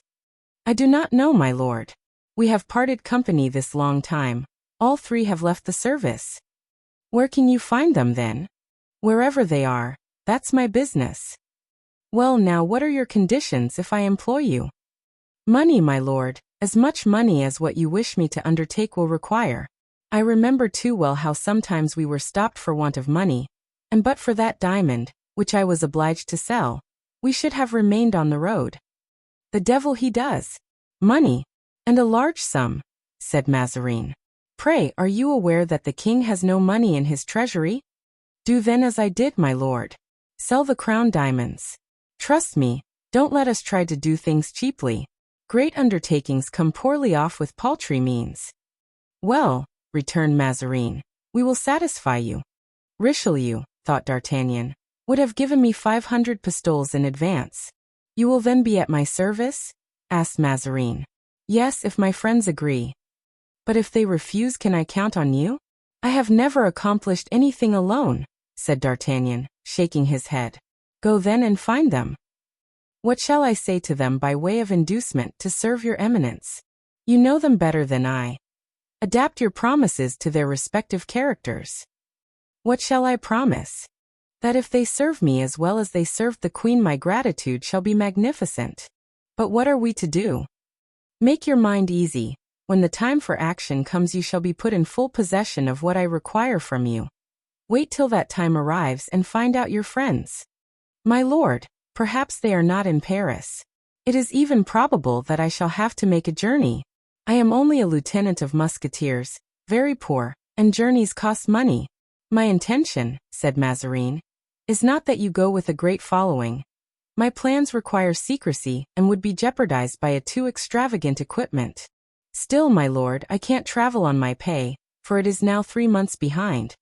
And I can't travel on my savings, for in my 22 years of service I have accumulated nothing but debts. Mazarin remained some moments in deep thought, as if he were fighting with himself. Then going to a large cupboard closed with a triple lock, he took from it a bag of silver, and weighing it twice in his hands before he gave it to D'Artagnan. Take this, he said with a sigh. 'Tis merely for your journey. If these are Spanish doubloons or even gold crowns, thought D'Artagnan, we shall yet be able to do business together. He saluted the cardinal and plunged the bag into the depths of an immense pocket. Well then, all is settled. You are to set off, said the cardinal. Yes, my lord. Apropos, what are the names of your friends? The Count de la Fere, formerly styled Athos, Monsieur du Vallon, whom we used to call Porthos, the Chevalier d'Herblay, now the Abbé d'Herblay, whom we styled Aramis. The cardinal smiled. Younger sons, he said, who enlisted in the Musketeers under feigned names in order not to lower their family names. Long swords but light purses. Was that it?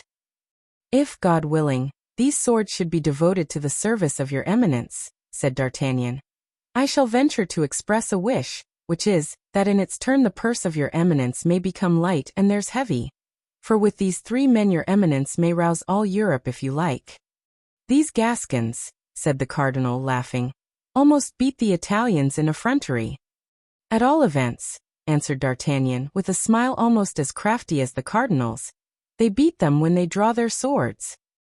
He then withdrew, and as he passed into the courtyard he stopped near a lamp and dived eagerly into the bag of money. Crown pieces only, silver pieces. I suspected it. Ah! Mazarin. Mazarin. Thou hast no confidence in me. So much the worse for thee, for harm may come of it. Meanwhile the cardinal was rubbing his hands in great satisfaction. 100 pistoles. 100 pistoles. For 100 pistoles I have discovered a secret for which Richelieu would have paid 20,000 crowns. Without reckoning the value of that diamond. He cast a complacent look at the ring, which he had kept, instead of restoring to D'Artagnan, which is worth at least 10,000 francs. He returned to his room, and after depositing the ring in a casket filled with brilliants of every sort, for the cardinal was a connoisseur in precious stones, he called to Bernouin to undress him, regardless of the noises of gunfire that, though it was now near midnight, continued to resound through Paris.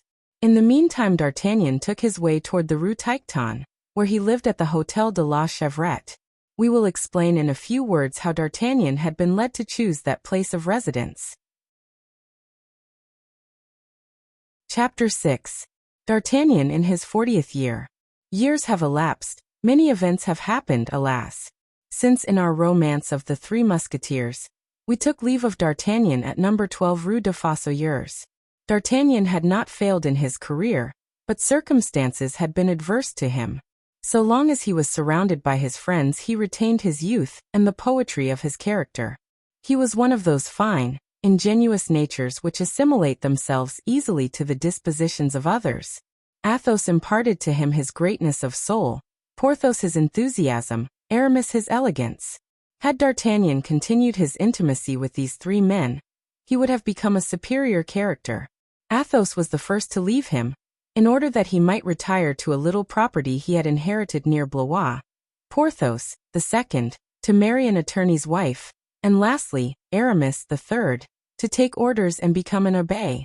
From that day D'Artagnan felt lonely and powerless, without courage to pursue a career in which he could only distinguish himself on condition that each of his 3 companions should endow him with one of the gifts each had received from heaven.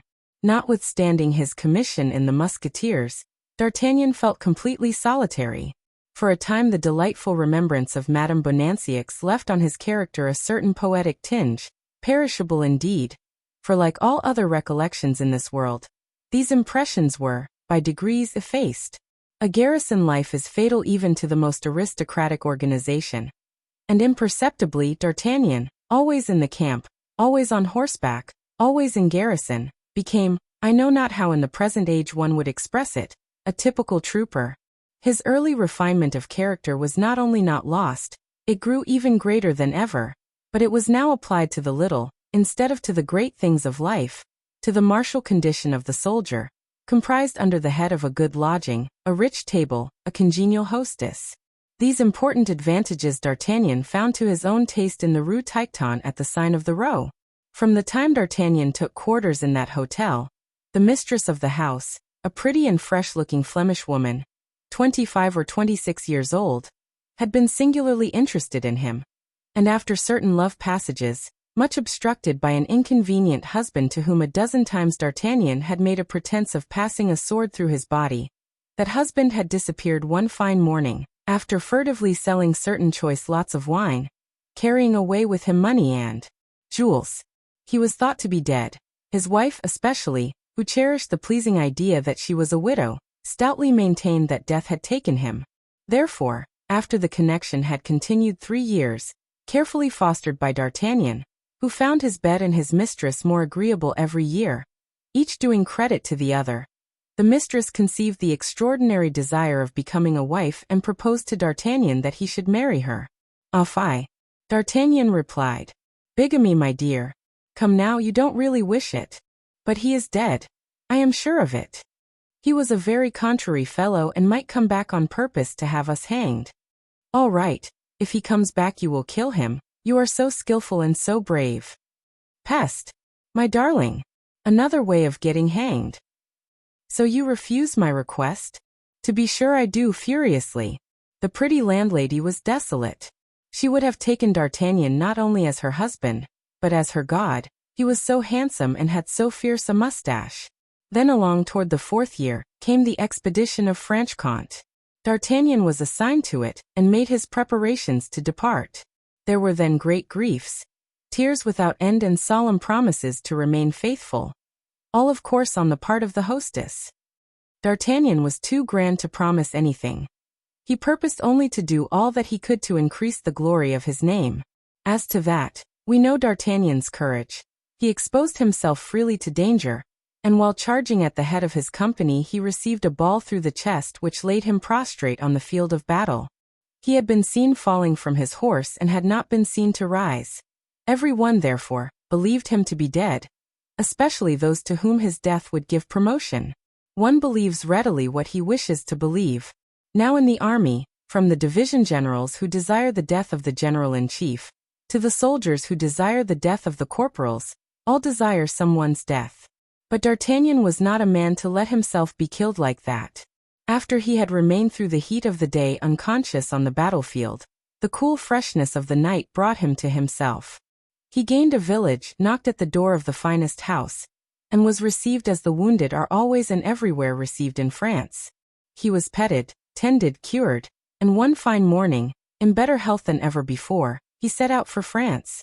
Once in France he turned his course toward Paris, and reaching Paris went straight to Rue Tiquetonne. But D'Artagnan found in his chamber the personal equipment of a man, complete, except for the sword, arranged along the wall. He has returned, said he. So much the worse and so much the better. It need not be said that D'Artagnan was still thinking of the husband. He made inquiries and discovered that the servants were new and that the mistress had gone for a walk. Alone? Asked D'Artagnan. With Monsieur. Monsieur has returned then? Of course, naively replied the servant. If I had any money, said D'Artagnan to himself, I would go away, but I have none. I must stay and follow the advice of my hostess, while thwarting the conjugal designs of this inopportune apparition. He had just completed this monologue, which proves that in momentous circumstances nothing is more natural than the monologue, when the servant maid, watching at the door, suddenly cried out, Ah, see, here is Madame returning with Monsieur. D'Artagnan looked out and at the corner of Rue Montmartre, saw the hostess coming along hanging to the arm of an enormous Swiss, who tiptoed in his walk with a magnificent air which pleasantly reminded him of his old friend Porthos. "Is that monsieur?" said D'Artagnan to himself. Oh, he has grown a good deal, it seems to me." And he sat down in the hall, choosing a conspicuous place. The hostess, as she entered, saw D'Artagnan and uttered a little cry, whereupon D'Artagnan, judging that he had been recognized, rose, ran to her and embraced her tenderly. The Swiss, with an air of stupefaction, looked at the hostess, who turned pale. "Ah, it is you, monsieur. What do you want of me?" she asked in great distress. "Is monsieur your cousin? Is monsieur your brother?" said D'Artagnan, not in the slightest degree embarrassed in the role he was playing. And without waiting for her reply he threw himself into the arms of the Helvetian, who received him with great coldness. "Who is that man?" he asked. The hostess replied only by gasps. "Who is that Swiss?" asked D'Artagnan. "Monsieur is going to marry me," replied the hostess, between two gasps. "Your husband, then, is at last dead? How does that concern you?" replied the Swiss. "It concerns me much," said D'Artagnan, "since you cannot marry madame without my consent, and since—" "And since?" asked the Swiss. "And since I do not give it," said the Musketeer. The Swiss became as purple as a peony. He wore his elegant uniform. D'Artagnan was wrapped in a sort of grey cloak. The Swiss was 6 feet high. D'Artagnan was hardly more than 5. The Swiss considered himself on his own ground and regarded D'Artagnan as an intruder. "Will you go away from here?" demanded the Swiss, stamping violently, like a man who begins to be seriously angry. By no means," said D'Artagnan. "Someone must go for help," said a lad, who could not comprehend that this little man should make a stand against that other man, who was so large. D'Artagnan, with a sudden accession of wrath, seized the lad by the ear and led him apart, with the injunction, "Stay you where you are and don't you stir, or I will pull this ear off. As for you, illustrious descendant of William Tell, you will straightway get together your clothes which are in my room and which annoy me, and go out quickly to another lodging." The Swiss began to laugh boisterously. "I go out," he said. "And why?" "Ah, very well," said D'Artagnan. "I see that you understand French. Come then, and take a turn with me and I will explain." The hostess, who knew D'Artagnan's skill with the sword, began to weep and tear her hair. D'Artagnan turned toward her, saying, "Then send him away, madame." "Pooh," said the Swiss, who had needed a little time to take in D'Artagnan's proposal. "Pooh! Who are you, in the first place, to ask me to take a turn with you?" "I am lieutenant in His Majesty's Musketeers," said D'Artagnan, "and consequently your superior in everything. Only, as the question now is not of rank but of quarters, you know the custom. Come and seek for yours. The first to return will recover his chamber." D'Artagnan led away the Swiss in spite of lamentations on the part of the hostess, who in reality found her heart inclining toward her former lover, though she would not have been sorry to give a lesson to that haughty musketeer, who had affronted her by the refusal of her hand. It was night when the two adversaries reached the field of battle. D'Artagnan politely begged the Swiss to yield to him the disputed chamber. The Swiss refused by shaking his head, and drew his sword. "Then you will lie here," said D'Artagnan. "It is a wretched bed, but that is not my fault, and it is you who have chosen it." With these words he drew in his turn and crossed swords with his adversary. He had to contend against a strong wrist, but his agility was superior to all force. The Swiss received 2 wounds and was not aware of it, by reason of the cold, but suddenly feebleness, occasioned by loss of blood, obliged him to sit down. "There," said D'Artagnan. "What did I tell you? Fortunately, you won't be laid up more than a fortnight. Remain here and I will send you your clothes by the boy. Goodbye. Oh, by the way, you'd better take lodging in the Rue Montorgueil at the Chat Capelote. You will be well fed there, if the hostess remains the same. Adieu." Thereupon he returned in a lively mood to his room, and sent to the Swiss the things that belonged to him. The boy found him sitting where D'Artagnan had left him, still overwhelmed by the coolness of his adversary. The boy, the hostess, and all the house had the same regard for D'Artagnan that one would have for Hercules should he return to earth to repeat his 12 labors. But when he was alone with the hostess he said, "Now, pretty Madeleine, you know the difference between a Swiss and a gentleman. As for you, you have acted like a barmaid. So much the worse for you. for by such conduct you have lost my esteem and my patronage. I have driven away the Swiss to humiliate you, but I shall lodge here no longer. I will not sleep where I must scorn. Ho there, boy. Have my valise carried to the Muid d'Amour, Rue de Bourdonnais. Adieu, madame." In saying these words D'Artagnan appeared at the same time majestic and grieved. The hostess threw herself at his feet, asked his pardon and held him back with a sweet violence. What more need be said? The spit turned, the stove roared, the pretty Madeleine wept. D'Artagnan felt himself invaded by hunger, cold and love. He pardoned, and having pardoned he remained. And this explains how D'Artagnan had quarters in the Rue Tiquetonne, at the Hôtel de la Chevrette. D'Artagnan then returned home in thoughtful mood, finding a somewhat lively pleasure in carrying Mazarine's bag of money, and thinking of that fine diamond which he had once called his own, and which he had seen on the minister's finger that night.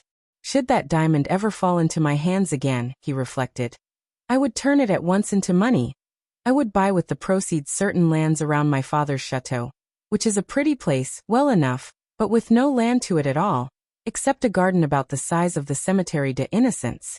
And I should wait in all my glory till some rich heiress, attracted by my good looks, rode along to marry me. Then I should like to have 3 sons. I should make the first a nobleman like Athos, the second a good soldier, like Porthos, the third an excellent abbé, like Aramis. Faith, that would be a far better life than I lead now. But Monsieur Mazarine is a mean wretch, who won't dispossess himself of his diamond in my favor. On entering the Rue Tiquetonne he heard a tremendous noise and found a dense crowd near the house. "Oh ho," said he. "Is the hotel on fire?"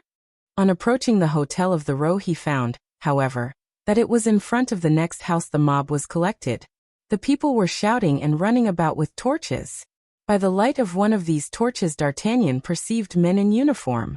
He asked what was going on. He was told that 20 citizens, headed by one man, had attacked a carriage which was escorted by a troop of the cardinal's bodyguard. But a reinforcement having come up, the assailants had been put to flight and the leader had taken refuge in the hotel next to his lodgings. The house was now being searched. In his youth D'Artagnan had often headed the bourgeoisie against the military, but he was cured of all those hot-headed propensities. Besides, he had the cardinal's 100 pistoles in his pocket, so he went into the hotel without a word.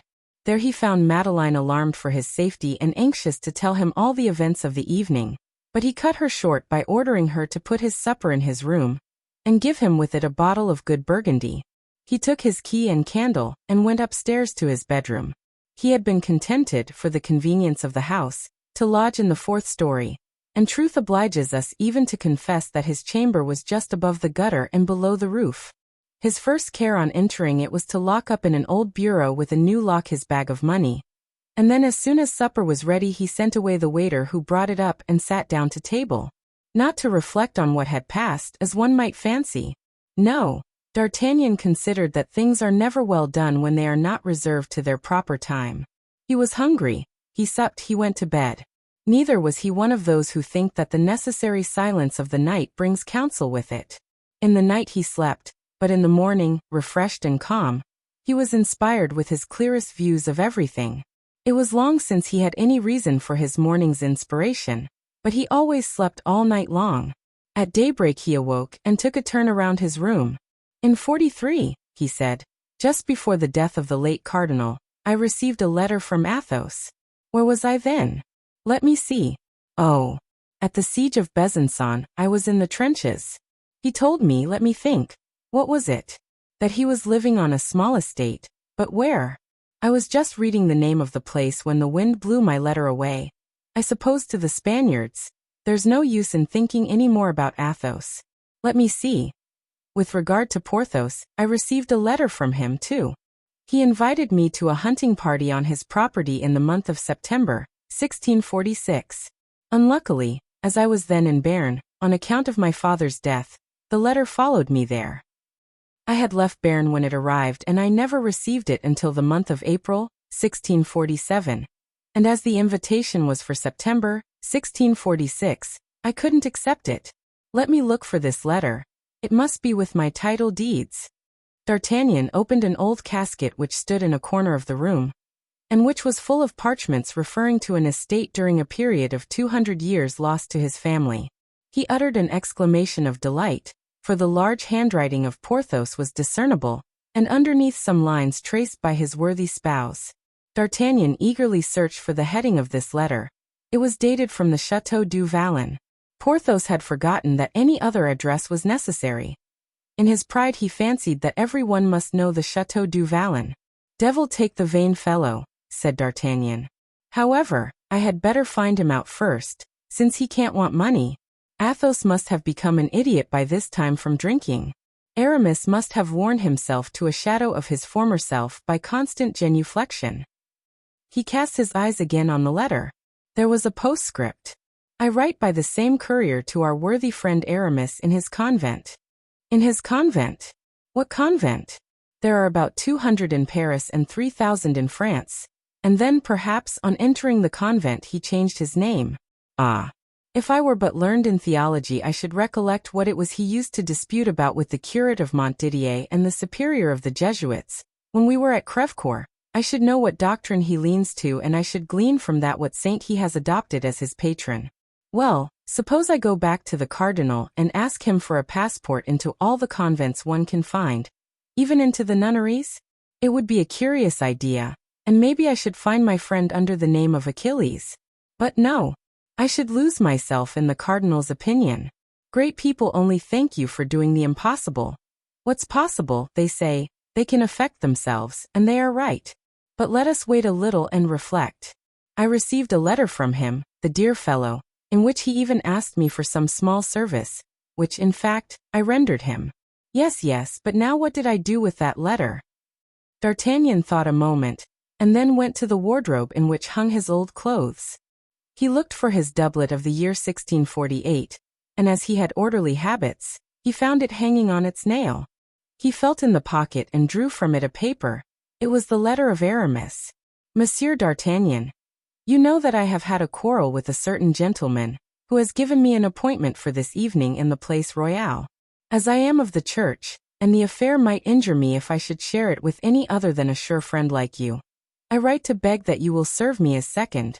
You will enter by the Rue Neuve Sainte Catherine. Under the second lamp on the right you will find your adversary. I shall be with mine under the third. Wholly yours, Aramis." D'Artagnan tried to recall his remembrances. He had gone to the rendezvous, had encountered there the adversary indicated, whose name he had never known, had given him a pretty sword stroke on the arm, then had gone toward Aramis, who at the same time came to meet him, having already finished his affair. "It is over," Aramis had said. "I think I have killed the insolent fellow. But, dear friend, if you ever need me you know that I am entirely devoted to you." Thereupon Aramis had given him a clasp of the hand, and had disappeared under the arcades. So then he no more knew where Aramis was than where Athos and Porthos were, and the affair was becoming a matter of great perplexity, when he fancied he heard a pane of glass break in his room window. He thought directly of his bag and rushed from the inner room where he was sleeping. He was not mistaken. As he entered his bedroom a man was getting in by the window. "Ah, you scoundrel!" cried D'Artagnan, taking the man for a thief and seizing his sword. "Sir," cried the man, "in the name of heaven put your sword back into the sheath and don't kill me unheard. I'm no thief, but an honest citizen well off in the world, with a house of my own. My name is but surely you are Monsieur d'Artagnan." "And thou, Planchet?" cried the lieutenant. "At your service, sir," said Planchet, overwhelmed with joy. "If I were still capable of serving you." "Perhaps so," replied D'Artagnan. "But why the devil dost thou run about the tops of houses at 7 o'clock of the morning in the month of January?" "Sir," said Planchet, "you must know, but perhaps you ought not to know." "Tell us what," returned D'Artagnan, "but first put a napkin against the window and draw the curtains." "Sir," said the prudent Planchet, "in the first place, are you on good terms with Monsieur de Rochefort?" "Perfectly, one of my dearest friends." "Ah, so much the better. But what has de Rochefort to do with this manner you have of invading my room?" "Ah, sir, I must first tell you that Monsieur de Rochefort is—" Planchet hesitated. "Egad, I know where he is," said D'Artagnan. "He's in the Bastille." "That is to say, he was there," replied Planchet. But in returning thither last night, when fortunately you did not accompany him, as his carriage was crossing the Rue de la Ferronnerie, his guards insulted the people, who began to abuse them. The prisoner thought this a good opportunity for escape. He called out his name and cried for help. I was there. I heard the name of Rochefort. I remembered him well. I said in a loud voice that he was a prisoner, a friend of the Duc de Beaufort, who called for help. The people were infuriated.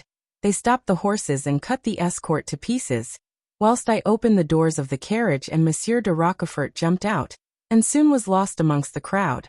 At this moment a patrol passed by. I was obliged to sound a retreat toward the Rue Tiquetonne. I was pursued and took refuge in the house next to this, where I have been concealed between two mattresses. This morning I ventured to run along the gutters and— Well, interrupted D'Artagnan, I am delighted that de Rochefort is free, but as for thee, if thou shouldst fall into the hands of the king's servants they will hang thee without mercy. Nevertheless, I promise thee thou shalt be hidden here, though I risk by concealing thee neither more nor less than my lieutenancy, if it was found out that I gave one rebel an asylum. Ah, sir, you know well I would risk my life for you. Thou mayst add that thou hast risked it, Planchet. I have not forgotten all I owe thee. Sit down there and eat in security. I see thee cast expressive glances at the remains of my supper. Yes, sir, for all I've had since yesterday was a slice of bread and butter, with preserves on it. Although I don't despise sweet things in proper time and place, I found the supper rather light. Poor fellow, said D'Artagnan. Well, come, set to. Ah, sir, you are going to save my life a second time, cried Planchet. And he seated himself at the table, and ate as he did in the merry days of the Rue de Fossoyeurs, whilst D'Artagnan walked to and fro, and thought how he could make use of Planchet under present circumstances. While he turned this over in his mind, Planchet did his best to make up for lost time at table. At last he uttered a sigh of satisfaction and paused, as if he had partially appeased his hunger. Come, said D'Artagnan, who thought that it was now a convenient time to begin his interrogations. Dost thou know where Athos is? No, sir, replied Planchet. The devil thou dost not. Dost know where Porthos is? No, not at all. And Aramis? Not in the least. The devil, the devil, the devil. But, sir, said Planchet with a look of shrewdness, I know where Bazin is. Where is he? At Notre Dame. What has he to do at Notre Dame? He is beadle. Bazin beadle at Notre Dame. He must know where his master is. Without a doubt he must. D'Artagnan thought for a moment, then took his sword and put on his cloak to go out. Sir, said Planchet in a mournful tone, do you abandon me thus to my fate? Think, if I am found out here, the people of the house, who have not seen me enter it, will take me for a thief. True, said D'Artagnan. Let's see, canst thou speak any patois? I can do something better than that, sir. I can speak Flemish. Where the devil didst thou learn it? In Artois, where I fought for years. Listen, sir. Goeden morgen, meneer, eth ben begire Louis en the G sond heetsam stand. Which means, good day, sir. I am anxious to know the state of your health. He calls that a language. But never mind, that will do capitally. D'Artagnan opened the door, and called out to a waiter to desire Madeleine to come upstairs. When the landlady made her appearance she expressed much astonishment at seeing Planchet. My dear landlady, said D'Artagnan, I beg to introduce to you your brother, who has arrived from Flanders and whom I am going to take into my service. My brother? Wish your sister good morning, Master Peter. Welcome, suster, said Planchet. Goeden day, broder, replied the astonished landlady. This is the case, said D'Artagnan. This is your brother, Madeleine. You don't know him perhaps, but I know him. He has arrived from Amsterdam.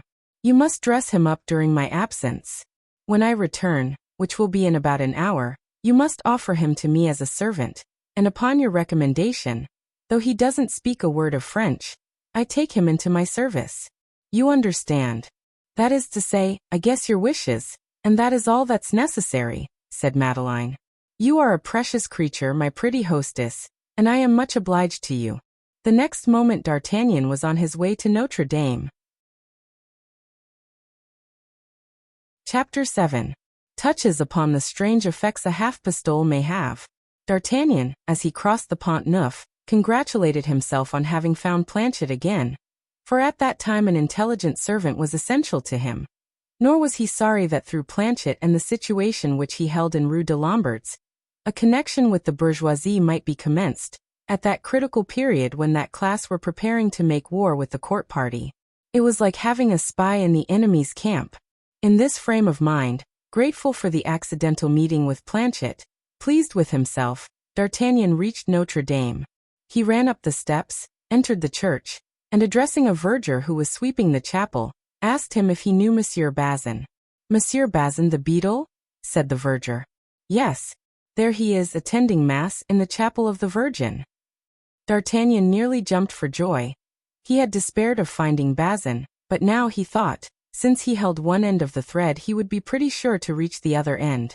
He knelt down just opposite the chapel in order not to lose sight of his man.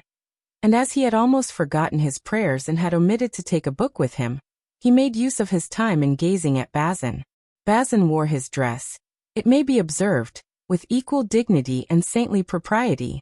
It was not difficult to understand that he had gained the crown of his ambition, and that the silver-mounted wand he brandished was in his eyes as honorable a distinction as the marshal's baton which Condé threw, or did not throw, into the enemy's line of battle at Fribourg. His person had undergone a change, analogous to the change in his dress. His figure had grown rotund and, as it were, canonical. The striking points of his face were effaced. He had still a nose, but his cheeks fattened out, each took a portion of it unto themselves. His chin had joined his throat. His eyes were swelled up with the puffiness of his cheeks.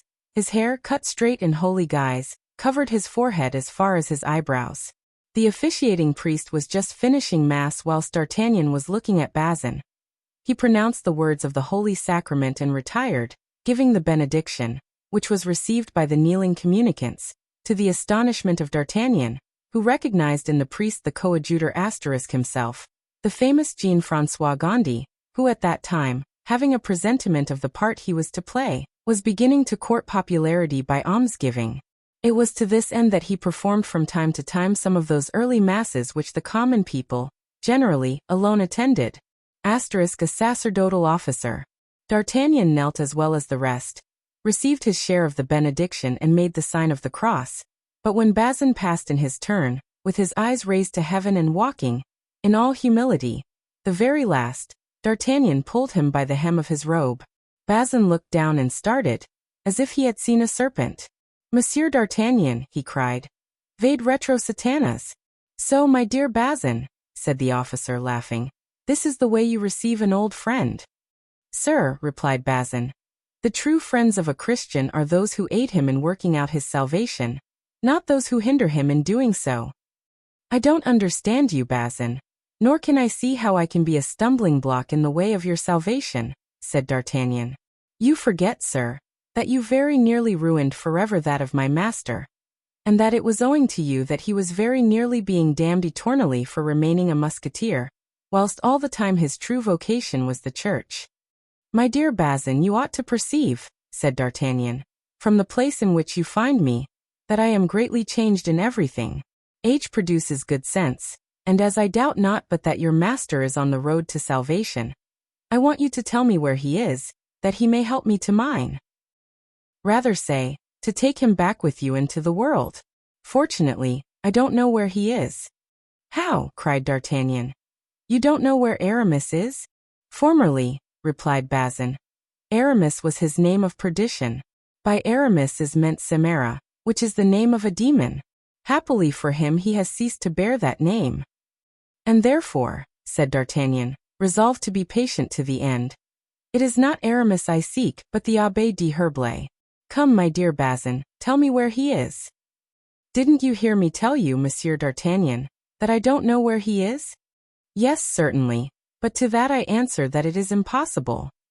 It is nevertheless the truth, monsieur, the pure truth, the truth of the good God. D'Artagnan saw clearly that he would get nothing out of this man, who was evidently telling a falsehood in his pretended ignorance of the abode of Aramis, but whose lies were bold and decided. Well, Bazin, said D'Artagnan, since you do not know where your master lives, let us speak of it no more. Let us part good friends. Accept this half-pistole to drink to my health. I do not drink. Bazin pushed away with dignity the officer's hand. 'Tis good only for the laity. Incorruptible, murmured D'Artagnan. I am unlucky. And whilst he was lost in thought, Bazin retreated toward the sacristy, and even there he could not think himself safe until he had shut and locked the door behind him. D'Artagnan was still in deep thought when someone touched him on the shoulder. He turned and was about to utter an exclamation of surprise when the other made to him a sign of silence. You hear, Rochefort? He said in a low voice. Hush, returned Rochefort. Did you know that I am at liberty? I knew it from the fountainhead, from Planchet. And what brought you here? I came to thank God for my happy deliverance, said Rochefort. And nothing more? I suppose that is not all. To take my orders from the coadjutor, and to see if we cannot wake up Mazarin a little. A bad plan. You'll be shut up again in the Bastille. Oh, as to that, I shall take care, I assure you. The air, the fresh free air is so good, besides, and Rochefort drew a deep breath as he spoke, I am going into the country to make a tour. Stop, cried D'Artagnan. I too am going. And if I may without impertinence ask, where are you going? To seek my friends. What friends? Those that you asked about yesterday. Athos, Porthos and Aramis. You are looking for them? Yes. On honor. What then is there surprising in that? Nothing. Queer though. And in whose behalf are you looking for them? You are in no doubt on that score. That is true. Unfortunately, I have no idea where they are. And you have no way to get news of them? Wait a week and I myself will give you some. A week is too long. I must find them within 3 days. 3 days are a short time and France is large. No matter, you know the word must. With that word great things are done. And when do you set out? I am now on my road. Good luck to you. And to you a good journey.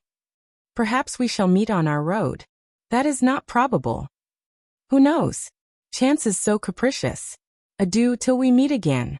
Apropos, should Mazarin speak to you about me, tell him that I should have requested you to acquaint him that in a short time he will see whether I am, as he says, too old for action.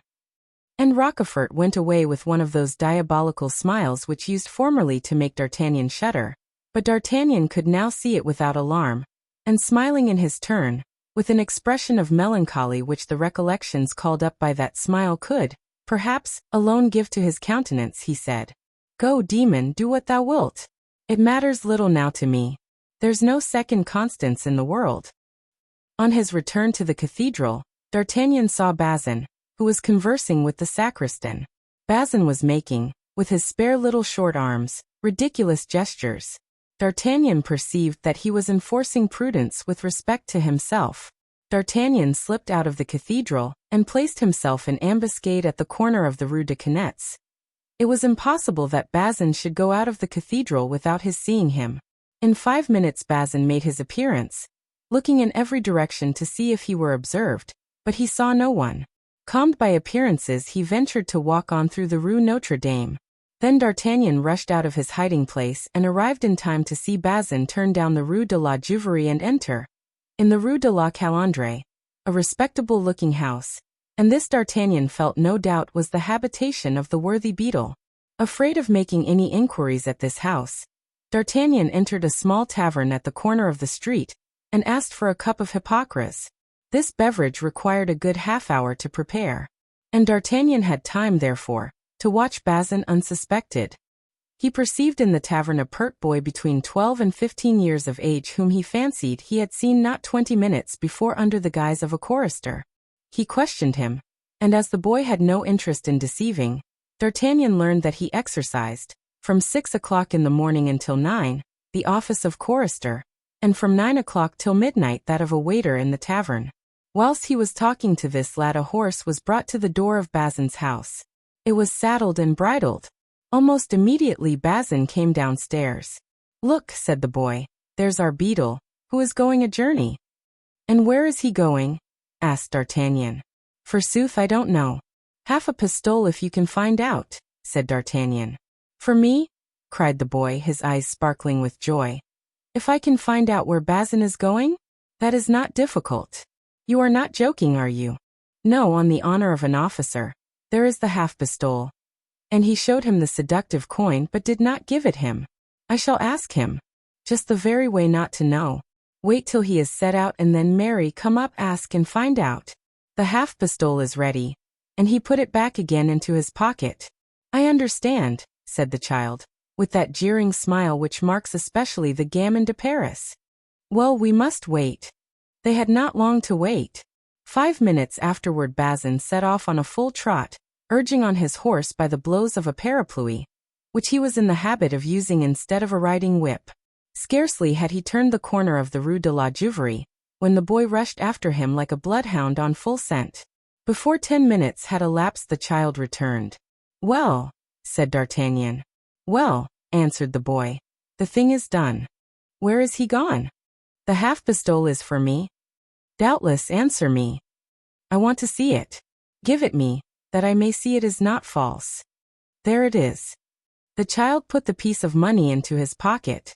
And now where is he gone? Inquired D'Artagnan. He is gone to Noisy. How dost thou know? A faith. There was no great cunning necessary. I knew the horse he rode. It belonged to the butcher, who lets it out now and then to M. Bazin. Now I thought that the butcher would not let his horse out like that without knowing where it was going. And he answered, that Monsieur Bazin went to Noisy. 'Tis his custom. He goes 2 or 3 times a week. Dost thou know Noisy well? I think so truly, my nurse lives there. Is there a convent at Noisy? Isn't there a great and grand one, the convent of Jesuits? What is thy name? Friquet. D'Artagnan wrote the child's name in his tablets. Please, sir, said the boy, do you think I can gain any more half-pistoles in any way? Perhaps, replied D'Artagnan. And having got out all he wanted, he paid for the hypocras which he did not drink, and went quickly back to the Rue Tiquetonne. Chapter 8. D'Artagnan, going to a distance to discover Aramis. On entering the hotel, D'Artagnan saw a man sitting in a corner by the fire. It was Planchet, but so completely transformed, thanks to the old clothes that the departing husband had left behind, that D'Artagnan himself could hardly recognize him. Madeleine introduced him in presence of all the servants. Planchet addressed the officer with a fine Flemish phrase. The officer replied in words that belonged to no language at all, and the bargain was concluded. Madeleine's brother entered D'Artagnan's service. The plan adopted by D'Artagnan was soon perfected. He resolved not to reach Noisy in the day, for fear of being recognized. He had therefore plenty of time before him, for Noisy is only 3 or 4 leagues from Paris, on the road to Meaux. He began his day by breakfasting substantially. A bad beginning when one wants to employ the head, but an excellent precaution when one wants to work the body, and about 2 o'clock he had his 2 horses saddled, and followed by Planchet he quitted Paris by the Barrière de la Villette. A most active search was still prosecuted in the house near the Hôtel de la Chevrette for the discovery of Planchet. At about 1.5 leagues from the city, D'Artagnan, finding that in his impatience he had set out too soon, stopped to give the horses breathing time. The inn was full of disreputable-looking people, who seemed as if they were on the point of commencing some nightly expedition. A man, wrapped in a cloak, appeared at the door, but seeing a stranger he beckoned to his companions, and 2 men who were drinking in the inn went out to speak to him. D'Artagnan, on his side, went up to the landlady, praised her wine, which was a horrible production from the country of Montreuil, and heard from her that there were only 2 houses of importance in the village. One of these belonged to the Archbishop of Paris, and was at that time the abode of his niece the Duchess of Longueville. The other was a convent of Jesuits and was the property, a by no means unusual circumstance, of these worthy fathers. At 4 o'clock D'Artagnan recommenced his journey. He proceeded slowly and in deep reverie. Planchet also was lost in thought, but the subject of their reflections was not the same. One word which their landlady had pronounced had given a particular turn to D'Artagnan's deliberations. This was the name of Madame de Longueville. That name was indeed one to inspire imagination and produce thought. Madame de Longueville was one of the highest ladies in the realm. She was also one of the greatest beauties at court. She had formerly been suspected of an intimacy of too tender a nature with Coligny, who, for her sake, had been killed in a duel, in the Place Royale, by the Duc de Guise. She was now connected by bonds of a political nature with the Prince de Marsillac, the eldest son of the old Duc de Rochefoucauld, whom she was trying to inspire with an enmity toward the Duc de Condé, her brother-in-law, whom she now hated mortally. D'Artagnan thought of all these matters. He remembered how at the Louvre he had often seen, as she passed by him in the full radiance of her dazzling charms, the beautiful Madame de Longueville. He thought of Aramis, who, without possessing any greater advantages than himself, had formerly been the lover of Madame de Chevreuse, who had been to a former court what Madame de Longueville was in that day. And he wondered how it was that there should be in the world people who succeed in every wish, some in ambition, others in love, whilst others, either from chance or from ill luck, or from some natural defect or impediment, remain halfway upon the road toward fulfillment of their hopes and expectations. He was confessing to himself that he belonged to the latter unhappy class, when Planchet approached and said, "I will lay a wager, your honor, that you and I are thinking of the same thing." "I doubt it, Planchet," replied D'Artagnan. "But what are you thinking of?" "I am thinking, sir, of those desperate-looking men who were drinking in the inn where we rested." "Always cautious, Planchet. 'Tis instinct, your honor." "Well, what does your instinct tell you now?" "Sir, my instinct told me that those people were assembled there for some bad purpose. And I was reflecting on what my instinct had told me, in the darkest corner of the stable, when a man wrapped in a cloak and followed by two other men, came in." "Ah," said D'Artagnan, Planchet's recital agreeing with his own observations. "Well, one of these two men said, 'He must certainly be at Noisy, or be coming there this evening, for I have seen his servant.'" "Art thou sure?" said the man in the cloak. "Yes, my prince." "My prince?" interrupted D'Artagnan. "Yes, my prince, but listen. If he is here, this is what the other man said. Let's see decidedly what to do with him." "What to do with him?" answered the prince. "Yes, he's not a man to allow himself to be taken anyhow. He'll defend himself. Well, we must try to take him alive. Have you cords to bind him with and a gag to stop his mouth?" "We have." "Remember that he will most likely be disguised as a horseman." "Yes, yes, my lord. Don't be uneasy. Besides, I shall be there." "You will assure us that justice." "Yes, yes. I answer for all that," the prince said. "Well then, we'll do our best." Having said that, they went out of the stable. "Well, what matters all that to us?" said D'Artagnan. "This is one of those attempts that happen every day. Are you sure that we are not its objects?" Why, just remember what they said." "I have seen his servant," said one, "and that applies very well to me." "Well, he must certainly be at Noisy, or be coming there this evening," said the other, "and that applies very well to you." "What else?" Then the prince said, "Take notice that in all probability he will be disguised as a cavalier, which seems to me to leave no room for doubt, since you are dressed as a cavalier and not as an officer of musketeers. Now then, what do you say to that?" "Alas, my dear Planchet," said D'Artagnan, sighing, "we are unfortunately no longer in those times in which princes would care to assassinate me. Those were good old days, never fear, these people owe us no grudge." "Is your honor sure?" "I can answer for it they do not." "Well, we won't speak of it any more then." And Planchet took his place in D'Artagnan's suite with that sublime confidence he had always had in his master, which even 15 years of separation had not destroyed. They had traveled onward about half a mile, when Planchet came close up to D'Artagnan. "Stop, sir, look yonder," he whispered. "Don't you see in the darkness something pass by, like shadows? I fancy I hear horses' feet." "Impossible," returned D'Artagnan. "The ground is soaking wet. Yet I fancy, as thou sayest, that I see something." At this moment the neighing of a horse struck his ear, coming through darkness and space. "There are men somewhere about, but that's of no consequence to us," said D'Artagnan. "Let us ride onward." At about 8:30 they reached the first houses in Noisy. Every one was in bed and not a light was to be seen in the village. The obscurity was broken only now and then by the still darker lines of the roofs of houses. Here and there a dog barked behind a door or an affrighted cat fled precipitately from the midst of the pavement to take refuge behind a pile of faggots, from which retreat her eyes would shine like peridores. These were the only living creatures that seemed to inhabit the village. Toward the middle of the town, commanding the principal open space, rose a dark mass, separated from the rest of the world by 2 lanes and overshadowed in the front by enormous lime trees. D'Artagnan looked attentively at the building. This, he said to Planchet, must be the Archbishop's chateau, the abode of the fair Madame de Longueville. But the convent, where is that? The convent, your honor, is at the other end of the village. I know it well. Well then, Planchet, gallop up to it whilst I tighten my horse's girth, and come back and tell me if there is a light in any of the Jesuits' windows. In about 5 minutes Planchet returned. Sir, he said, there is one window of the convent lighted up. Hem. If I were a Frondeur, said D'Artagnan, I should knock here and should be sure of a good supper. If I were a monk I should knock yonder and should have a good supper there too, whereas 'tis very possible that between the castle and the convent we shall sleep on hard beds, dying with hunger and thirst.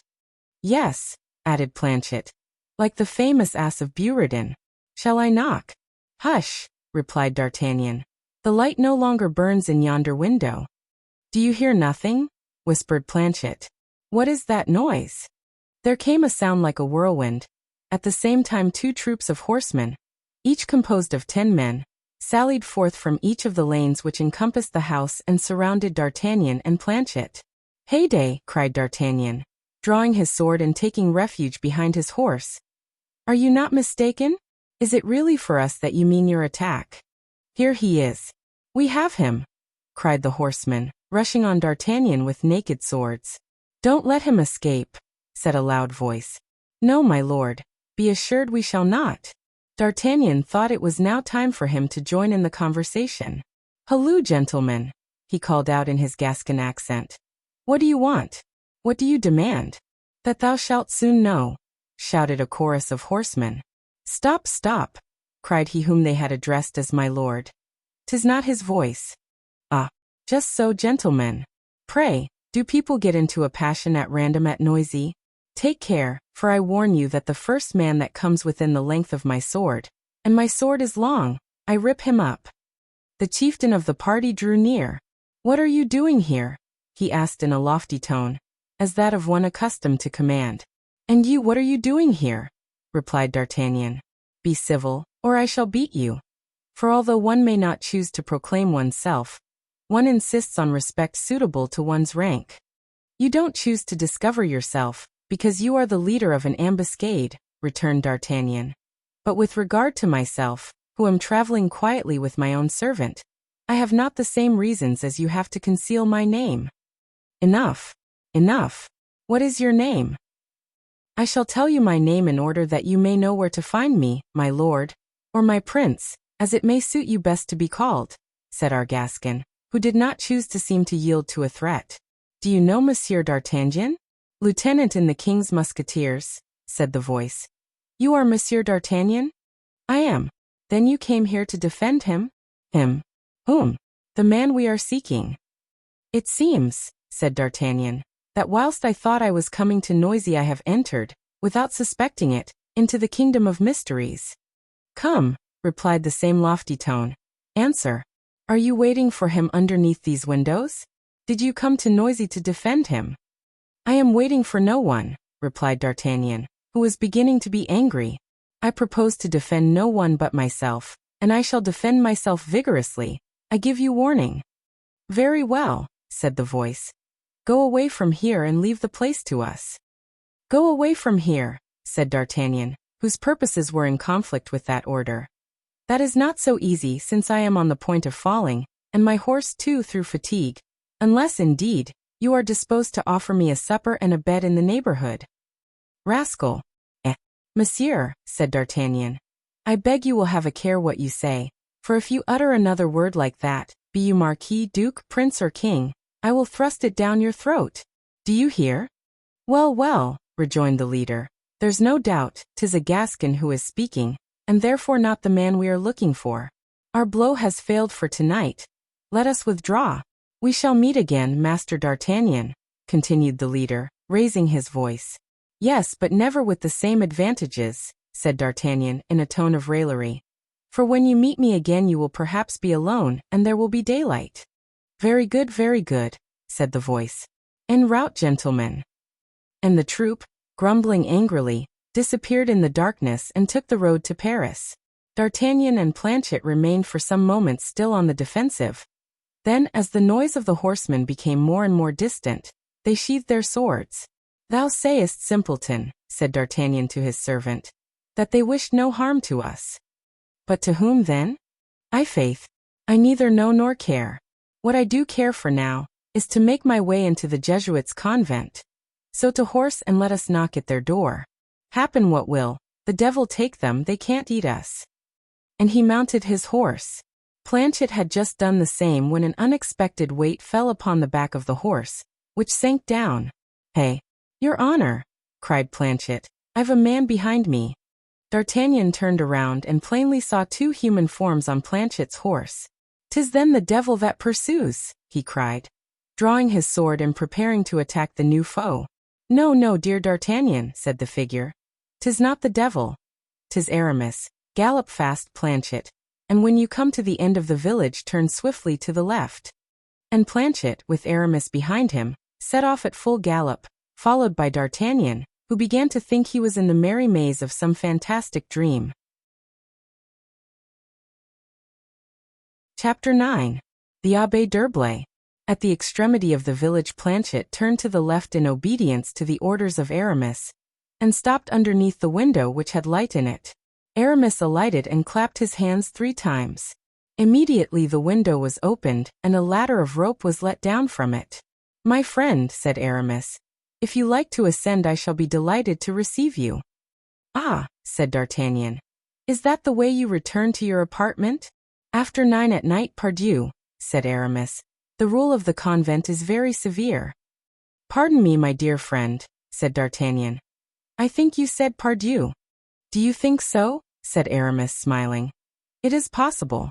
You have no idea, my dear fellow, how one acquires bad habits in these cursed convents, or what evil ways all these men of the church have, with whom I am obliged to live. But will you not go up? Pass on before me, I beg of you, as the late cardinal used to say to the late king. Only to show you the way, sire." And Aramis ascended the ladder quickly, and reached the window in an instant. D'Artagnan followed, but less nimbly, showing plainly that this mode of ascent was not one to which he was accustomed. "I beg your pardon," said Aramis, noticing his awkwardness. "If I had known that I was to have the honor of your visit I should have procured the gardener's ladder, but for me alone this is good enough." "Sir," said Planchet when he saw D'Artagnan on the summit of the ladder, "this way is easy for Monsieur Aramis and even for you. In case of necessity I might also climb up, but my 2 horses cannot mount the ladder." "Take them to yonder shed, my friend," said Aramis, pointing to a low building on the plain. "There you will find hay and straw for them. Then come back here and clap your hands 3 times, and we will give you wine and food. Marry, forsooth, people don't die of hunger here." And Aramis, drawing in the ladder, closed the window. D'Artagnan then looked around attentively. Never was there an apartment at the same time more warlike and more elegant.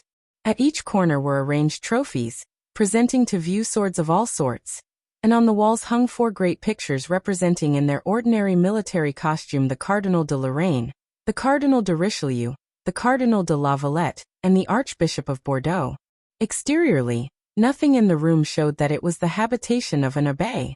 The hangings were of damask, the carpets from Alsace, and the bed especially had more the look of a fine lady's couch, with its trimmings of fine lace and its embroidered counterpane, than that of a man who had made a vow that he would endeavor to gain heaven by fasting and mortification. "You are examining my den," said Aramis. "Ah, my dear fellow, excuse me. I am lodged like a chartreux. But what are you looking for?" "I am looking for the person who let down the ladder. I see no one, and yet the ladder didn't come down of itself." "No, it is Bazin." Ah, said D'Artagnan. "But," continued Aramis, "Bazin is a well-trained servant, and seeing that I was not alone he discreetly retired. Sit down, my dear friend, and let us talk." And Aramis pushed forward a large easy-chair, in which D'Artagnan stretched himself out. "In the first place, you will sup with me, will you not?" asked Aramis. "Yes, if you really wish it," said D'Artagnan, "and even with great pleasure, I confess." The journey has given me a devil of an appetite." "Ah, my poor friend," said Aramis, "you will find meager fare. You were not expected. Am I then threatened with the omelette of Crèvecoeur?" "Oh, let us hope," said Aramis, "that with the help of God and of Bazin we shall find something better than that in the larder of the worthy Jesuit fathers. Bazin, my friend, come here." The door opened and Bazin entered. On perceiving the Musketeer, he uttered an exclamation that was almost a cry of despair. "My dear Bazin," said D'Artagnan, "I am delighted to see with what wonderful composure you can tell a lie even in church." "Sir," replied Bazin, "I have been taught by the good Jesuit fathers that it is permitted to tell a falsehood when it is told in a good cause." "So far well," said Aramis. "We are dying of hunger. Serve us up the best supper you can, and especially give us some good wine." Bazin bowed low, sighed, and left the room. "Now we are alone, dear Aramis," said D'Artagnan. "Tell me how the devil you managed to alight upon the back of Planchet's horse."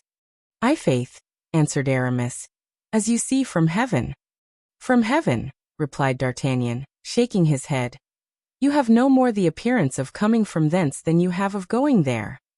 "My friend," said Aramis, with a look of imbecility on his face which D'Artagnan had never observed whilst he was in the Musketeers, "if I did not come from heaven, at least I was leaving paradise, which is almost the same."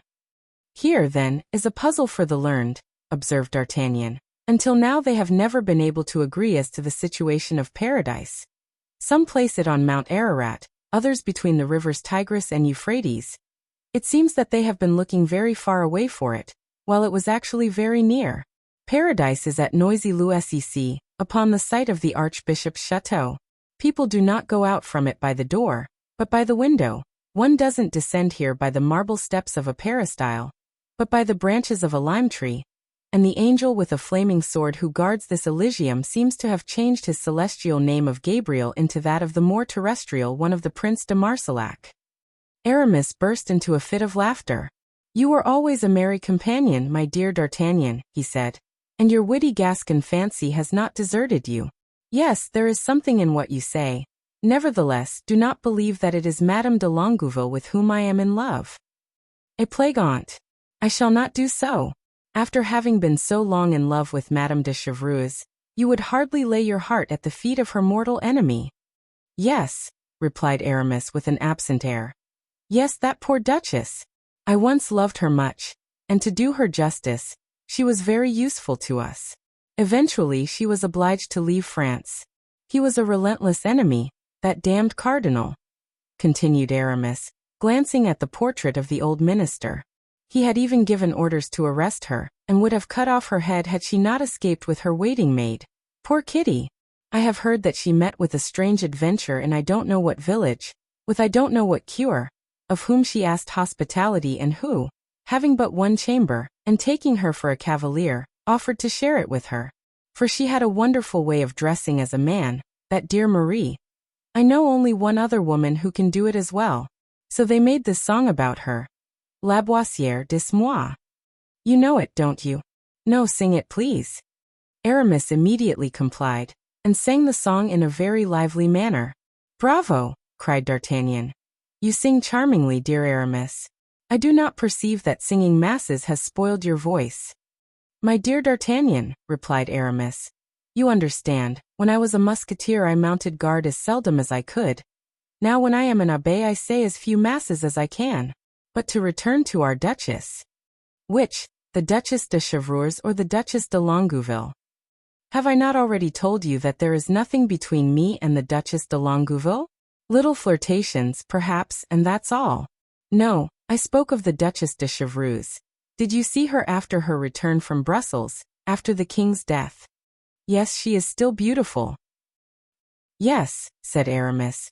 "I saw her also at that time. I gave her good advice, by which she did not profit. I ventured to tell her that Mazarin was the lover of Anne of Austria. She wouldn't believe me, saying that she knew Anne of Austria, who was too proud to love such a worthless coxcomb. After that she plunged into the cabal headed by the Duke of Beaufort, and the coxcomb arrested de Beaufort and banished Madame de Chevreuse. You know," resumed D'Artagnan, "that she has had leave to return to France?" Yes, she has come back and is going to commit some fresh folly or another. Oh, but this time perhaps she will follow your advice. Oh, this time, returned Aramis. I haven't seen her. She is much changed. In that respect unlike you, my dear Aramis, for you are still the same. You have still your beautiful dark hair, still your elegant figure, still your feminine hands, which are admirably suited to a prelate. Yes, replied Aramis. I am extremely careful of my appearance. Do you know that I am growing old? I am nearly 37. Mind, Aramis. D'Artagnan smiled as he spoke. Since we are together again, let us agree on one point. What age shall we be in future? How? Formerly I was your junior by 2 or 3 years, and if I am not mistaken I am turned 40 years old. Indeed. Then 'tis I who am mistaken, for you have always been a good chronologist. By your reckoning I must be 43 at least. The devil I am. Don't let it out at the Hotel Rambouillet. It would ruin me, replied the abbé. Don't be afraid, said D'Artagnan. I never go there. Why, what in the world, cried Aramis, is that animal Bazin doing? Bazin? Hurry up there, you rascal. We are mad with hunger and thirst. Bazin entered at that moment carrying a bottle in each hand. At last, said Aramis. We are ready, are we? Yes, monsieur, quite ready, said Bazin. But it took me some time to bring up all the... Because you always think you have on your shoulders your beadle's robe, and spend all your time reading your breviary. But I give you warning that if in polishing your chapel utensils you forget how to brighten up my sword, I will make a great fire of your blessed images, and will see that you are roasted on it. Bazin, scandalized, made a sign of the cross with the bottle in his hand. D'Artagnan, more surprised than ever at the tone and manners of the Abbé d'Herblay, which contrasted so strongly with those of the Musketeer Aramis, remained staring with wide-open eyes at the face of his friend. Bazin quickly covered the table with a damask cloth and arranged upon it so many things, gilded, perfumed, appetizing, that D'Artagnan was quite overcome. But you expected someone then? Asked the officer. Oh, said Aramis. I always try to be prepared, and then I knew you were seeking me. From whom? From Master Bazin, to be sure. He took you for the devil, my dear fellow, and hastened to warn me of the danger that threatened my soul if I should meet again a companion so wicked as an officer of Musketeers. Oh, monsieur, said Bazin, clasping his hands supplicatingly. Come, no hypocrisy. You know that I don't like it. You will do much better to open the window and let down some bread, a chicken and a bottle of wine to your friend Planchet, who has been this last hour killing himself clapping his hands. Planchet, in fact, had bedded and fed his horses, and then coming back under the window had repeated 2 or 3 times the signal agreed upon. Bazin obeyed, fastened to the end of a cord the 3 articles designated, and let them down to Planchet, who then went satisfied to his shed. Now to supper, said Aramis. The 2 friends sat down and Aramis began to cut up fowls, partridges and hams with admirable skill. The deuce, cried D'Artagnan. Do you live in this way always? Yes, pretty well. The coadjutor has given me dispensations from fasting on the jours maigres, on account of my health. Then I have engaged as my cook the cook who lived with Lafalone. You know the man I mean? The friend of the cardinal, and the famous epicure whose grace after dinner used to be, Good Lord, do me the favor to cause me to digest what I have eaten. Nevertheless he died of indigestion, in spite of his grace, said D'Artagnan. What can you expect? Replied Aramis, in a tone of resignation. Every man that's born must fulfill his destiny. If it be not an indelicate question, resumed D'Artagnan, have you grown rich? Oh heaven! No. I make about 12,000 francs a year, without counting a little benefice of 1,000 crowns the prince gave me. And how do you make your 12,000 francs? By your poems. No, I have given up poetry, except now and then to write a drinking song, some gay sonnet or some innocent epigram. I compose sermons, my friend. What? Sermons? Do you preach them? No. I sell them to those of my cloth who wish to become great orators. Ah, indeed. And you have not been tempted by the hopes of reputation yourself. I should, my dear D'Artagnan, have been so, but nature said no. When I am in the pulpit, if by chance a pretty woman looks at me, I look at her again. If she smiles, I smile too. Then I speak at random. Instead of preaching about the torments of hell, I talk of the joys of paradise. An event took place in the church of St. Louis au Marais. A gentleman laughed in my face. I stopped short to tell him that he was a fool. The congregation went out to get stones to stone me with, but whilst they were away I found means to conciliate the priests who were present, so that my foe was pelted instead of me. 'Tis true that he came the next morning to my house, thinking that he had to do with an abbé, like all other abbés. And what was the end of the affair? We met in the Place Royale. Egad! You know about it. Was I not your second? Cried D'Artagnan. You were. You know how I settled the matter. Did he die? I don't know. But at all events, I gave him absolution in articulo mortis. 'Tis enough to kill the body without killing the soul. Bazin made a despairing sign which meant that while perhaps he approved the moral, he altogether disapproved the tone in which it was uttered. Bazin, my friend, said Aramis, you don't seem to be aware that I can see you in that mirror, and you forget that once for all I have forbidden all signs of approbation or disapprobation. You will do me the favor to bring us some Spanish wine, and then to withdraw. Besides, my friend D'Artagnan has something to say to me privately. Have you not, D'Artagnan? D'Artagnan nodded his head and Bazin retired. After placing on the table the Spanish wine, the two friends left alone remained silent, face to face. Aramis seemed to await a comfortable digestion, D'Artagnan, to be preparing his exordium. Each of them, when the other was not looking, hazarded a sly glance. It was Aramis who broke the silence. What are you thinking of, D'Artagnan? He began. I was thinking, my dear old friend, that when you were a musketeer you turned your thoughts incessantly to the church, and now that you are an abbé you are perpetually longing to be once more a musketeer. 'Tis true, man, as you know, said Aramis, is a strange animal made up of contradictions. Since I became an abbé I dream of nothing but battles. That is apparent in your surroundings. You have rapiers here of every form and to suit the most exacting taste. Do you still fence well? I fence as well as you did in the old time, better still perhaps. I do nothing else all day. And with whom? With an excellent master-at-arms that we have here. What? Here? Yes, here in this convent, my dear fellow. There is everything in a Jesuit convent. Then you would have killed Monsieur de Marsillac if he had come alone to attack you, instead of at the head of 20 men?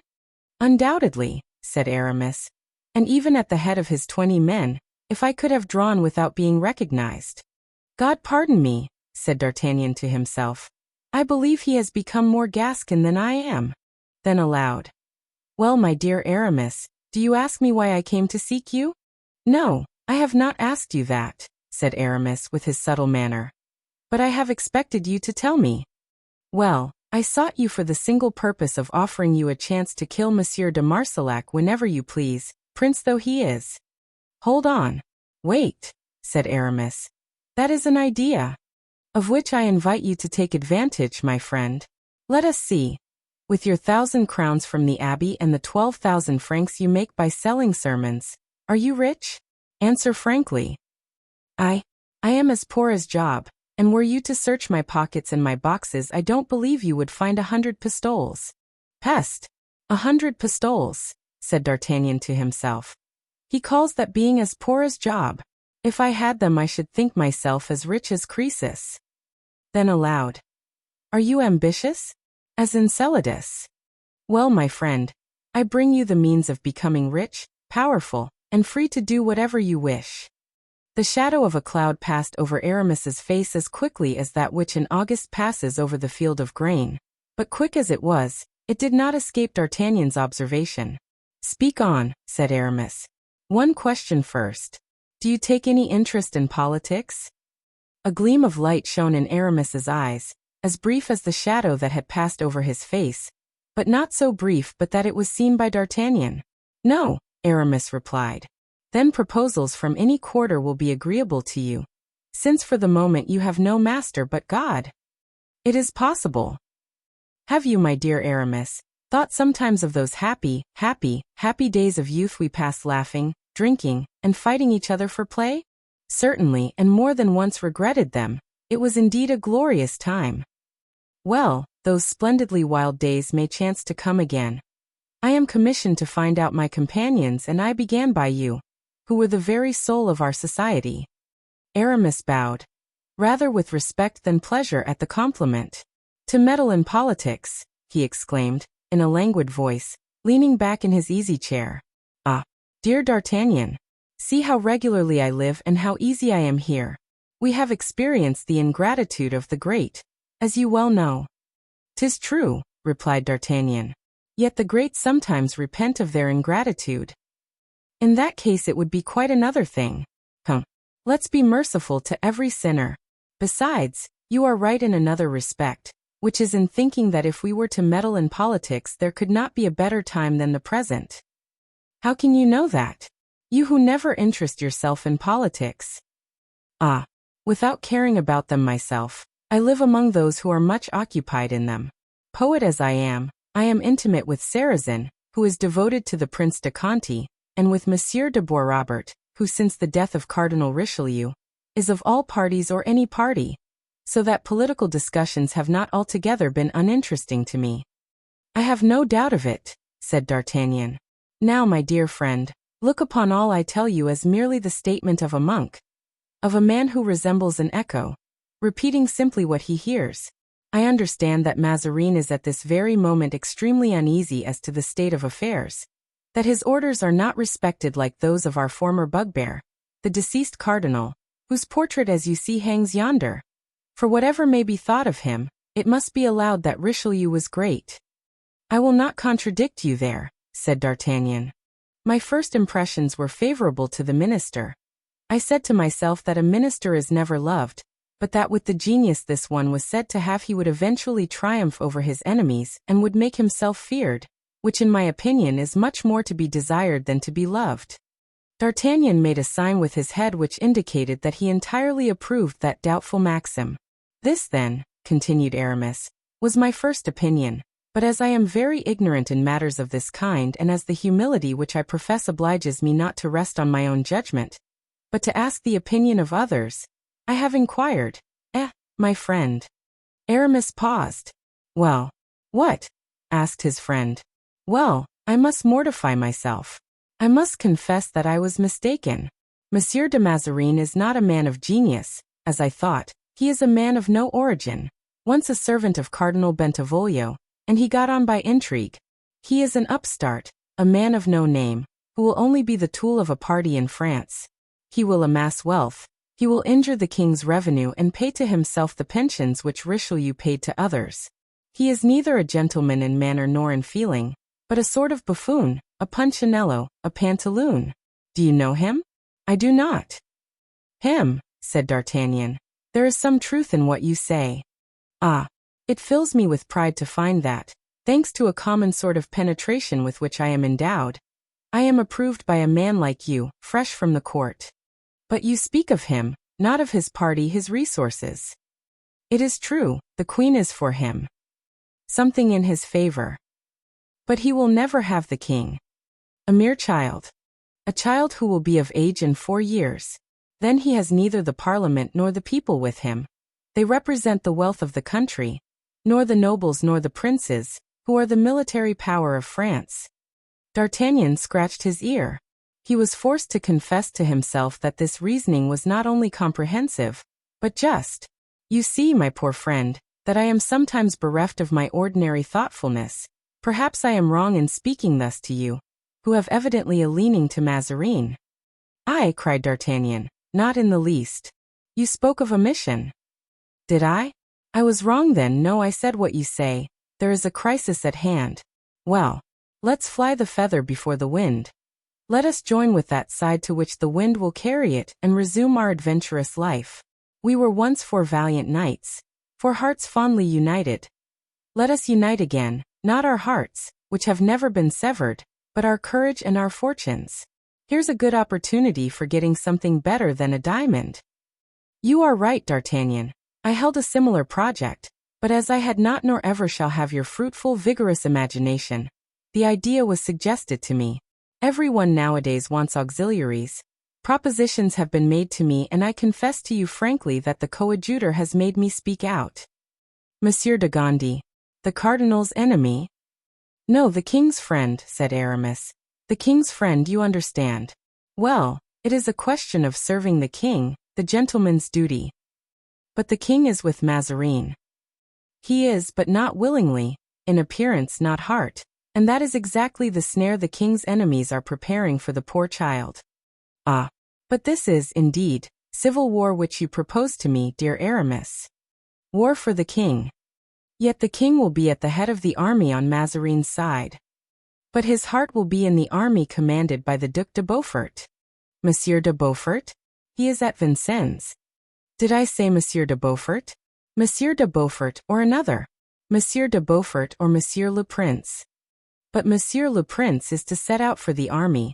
He is entirely devoted to the cardinal. Oh, said Aramis. There are questions between them at this very moment. And besides, if it is not the prince, then Monsieur de Gondy. But Monsieur de Gondy is to be made a cardinal. They are soliciting the hat for him. And are there no cardinals that can fight? Come now, recall the 4 cardinals that at the head of armies have equaled Monsieur de Guibriant and Monsieur de Gassillon. But a humpbacked general. Under the cuirass the hump will not be seen. Besides, remember that Alexander was lame and Hannibal had but one eye.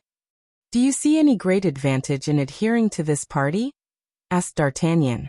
I foresee in it the aid of powerful princes. With the enmity of the government. Counteracted by parliament and insurrections. That may be done if they can separate the king from his mother. That may be done, said Aramis. Never, cried D'Artagnan. You, Aramis, know Anne of Austria better than I do. Do you think she will ever forget that her son is her safeguard, her shield, the pledge for her dignity, for her fortune and her life? Should she forsake Mazarin, she must join her son and go over to the prince's side. But you know better than I do that there are certain reasons why she can never abandon Mazarin. Perhaps you are right, said Aramis thoughtfully. Therefore I shall not pledge myself. To them or to us, do you mean, Aramis? To no one. I am a priest, resumed Aramis. What have I to do with politics? I am not obliged to read any breviary. I have a jolly little circle of witty abbés and pretty women. Everything goes on smoothly, so certainly, dear friend, I shall not meddle in politics. Well, listen, my dear Aramis, said D'Artagnan. Your philosophy convinces me on my honor. I don't know what devil of an insect stung me and made me ambitious. I have a post by which I live. At the death of Monsieur de Treville, who is old, I may be a captain, which is a very snug berth for a once penniless Gascon. Instead of running after adventures, I shall accept an invitation from Porthos. I shall go and shoot on his estate. You know he has estates, Porthos? I should think so indeed. 10 leagues of wood, of marshland and valleys. He is lord of the hill and the plain and is now carrying on a suit for his feudal rights against the Bishop of Noyon. Good, said D'Artagnan to himself. That's what I wanted to know. Porthos is in Picardy. Then aloud. And he has taken his ancient name of Vallon? To which he adds that of Bracieux, an estate which has been a barony, by my troth. So that Porthos will be a baron. I don't doubt it. The Baroness Porthos will sound particularly charming. And the 2 friends began to laugh. So, D'Artagnan resumed, you will not become a partisan of Mazarin's? Nor you of the Prince de Condé? No, let us belong to no party but remain friends. Let us be neither cardinalists nor Frondists. Adieu then. And D'Artagnan poured out a glass of wine. To old times, he said. Yes, returned Aramis. Unhappily those times are past. Nonsense. They will return, said D'Artagnan. At all events, if you want me, remember the Rue Tiquetonne, Hôtel de la Chevrette. And I shall be at the convent of Jesuits. From 6 in the morning to 8 at night come by the door. From 8 in the evening until 6 in the morning come in by the window. Adieu, dear friend. Oh, I can't let you go so. I will go with you. And he took his sword and cloak. He wants to be sure that I go away, said D'Artagnan to himself. Aramis whistled for Bazin, but Bazin was asleep in the antechamber, and Aramis was obliged to shake him by the ear to awake him. Bazin stretched his arms, rubbed his eyes, and tried to go to sleep again. Come, come, sleepy head, quick the ladder. But, said Bazin, yawning portentously, the ladder is still at the window. The other one the gardener's. Didn't you see that Monsieur d'Artagnan mounted with difficulty? It will be even more difficult to descend. D'Artagnan was about to assure Aramis that he could descend easily, when an idea came into his head which silenced him. Bazin uttered a profound sigh, and went out to look for the ladder. Presently a good, solid, wooden ladder was placed against the window. Now then, said D'Artagnan, this is something like, this is a means of communication. A woman could go up a ladder like that. Aramis's searching look seemed to seek his friend's thought even at the bottom of his heart, but D'Artagnan sustained the inquisition with an air of admirable simplicity. Besides, at that moment he put his foot on the first step of the ladder, and began his descent. In a moment he was on the ground. Bazin remained at the window. Stay there, said Aramis. I shall return immediately. The two friends went toward the shed. At their approach Planchet came out leading the two horses. That is good to see, said Aramis. There is a servant active and vigilant, not like that lazy fellow Bazin, who is no longer good for anything since he became connected with the church. Follow us, Planchet. We shall continue our conversation to the end of the village. They traversed the width of the village, talking of indifferent things. Then as they reached the last houses, Go then, dear friend, said Aramis. Follow your own career. Fortune lavishes her smiles upon you. Do not let her flee from your embrace. As for me, I remain in my humility and indolence. Adieu. Thus 'tis quite decided, said D'Artagnan, that what I have to offer to you does not tempt you. On the contrary, it would tempt me were I any other man, rejoined Aramis. But I repeat, I am made up of contradictions. What I hate today I adore tomorrow, and vice versa. You see that I cannot, like you for instance, settle on any fixed plan. Thou least subtle one, said D'Artagnan to himself. Thou alone, on the contrary, knowest how to choose thy object and to gain it stealthily. The friends embraced.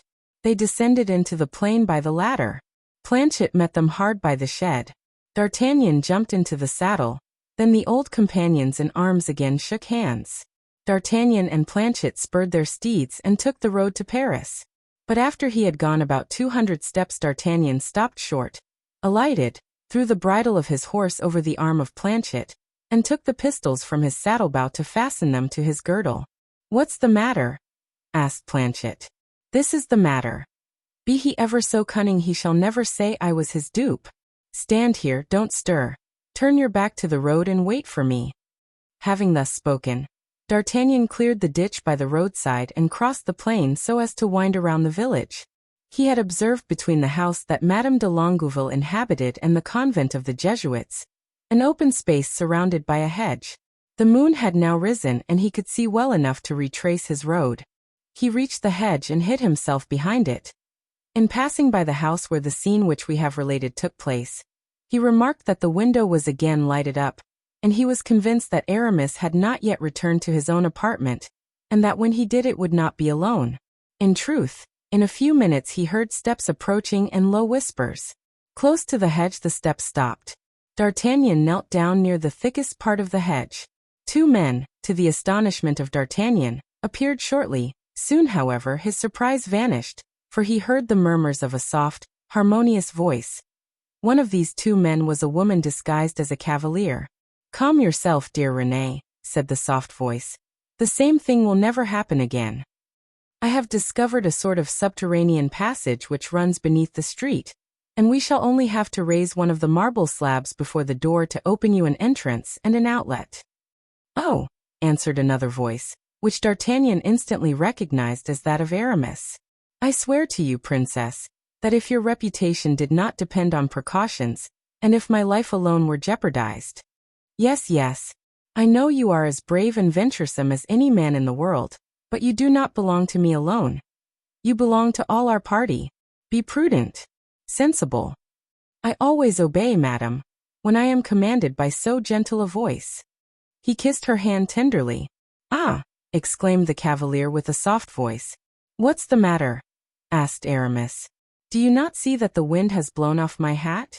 Aramis rushed after the fugitive hat. D'Artagnan took advantage of the circumstance to find a place in the hedge not so thick, where his glance could penetrate to the supposed cavalier. At that instant, the moon, inquisitive, perhaps like D'Artagnan, came from behind a cloud, and by her light D'Artagnan recognized the large blue eyes, the golden hair and the classic head of the Duchess de Longueville. Aramis returned, laughing, one hat on his head and the other in his hand, and he and his companion resumed their walk toward the convent. "Good," said D'Artagnan, rising and brushing his knees. "Now I have thee. Thou art a Frondeur and the lover of Madame de Longueville." Chapter 10. Monsieur Porthos du Vallon de Bracieux de Pierrefonds. Thanks to what Aramis had told him, D'Artagnan, who knew already that Porthos called himself du Vallon, was now aware that he styled himself from his estate, de Bracieux, and that he was, on account of this estate, engaged in a lawsuit with the Bishop of Noyon.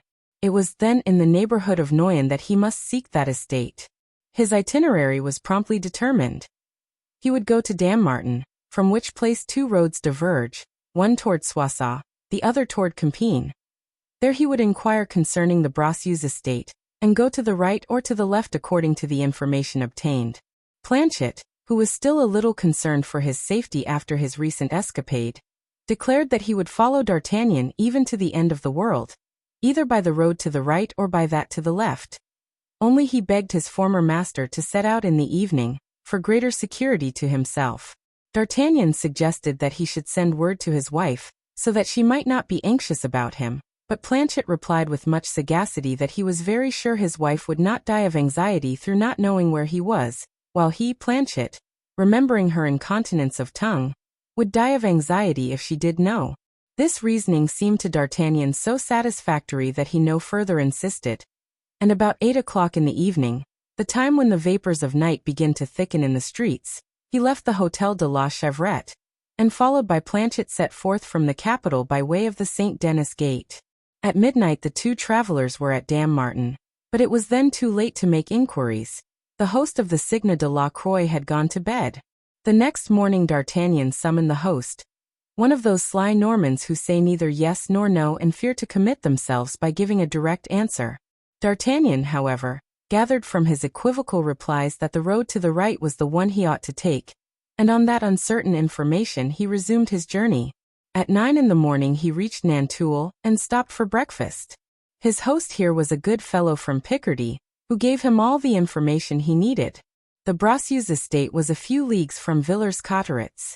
D'Artagnan was acquainted with Villers-Cotterets, having gone thither with the court on several occasions, for at that time Villers-Cotterets was a royal residence. He therefore shaped his course toward that place and dismounted at the Dauphin d'Or. There he ascertained that the Bracieux estate was 4 leagues distant, but that Porthos was not at Bracieux.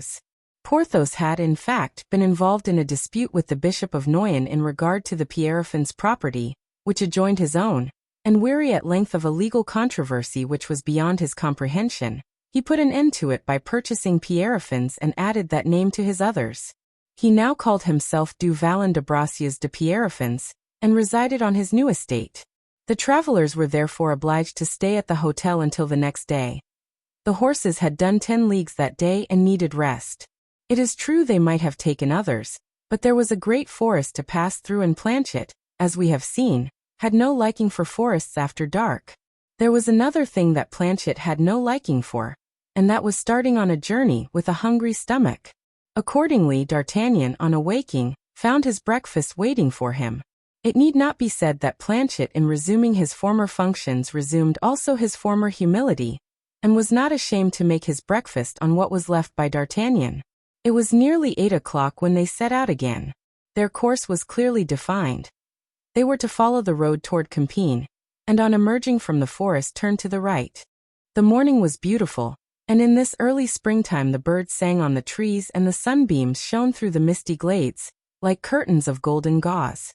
In other parts of the forest the light could scarcely penetrate through the foliage, and the stems of 2 old oak trees, the refuge of the squirrel, startled by the travelers, were in deep shadow.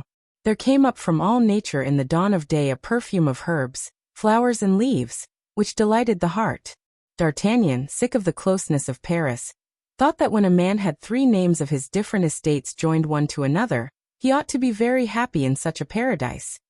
Then he shook his head, saying, "If I were Porthos and D'Artagnan came to make me such a proposition as I am going to make to him, I know what I should say to it. As to Planchet, he thought of little or nothing, but was happy as a hunting hound in his old master's company. At the extremity of the wood D'Artagnan perceived the road that had been described to him. And at the end of the road he saw the towers of an immense feudal castle. Oh, he said. I fancied this castle belonged to the ancient branch of Orleans. Can Porthos have negotiated for it with the Duc de Longueville? Faith, exclaimed Planchet. Here's land in good condition. If it belongs to Monsieur Porthos, I wish him joy. Zounds, cried D'Artagnan. Don't call him Porthos, nor even Vallon. Call him de Bracieux or de Pierrefonds. Thou wilt knell out damnation to my mission otherwise.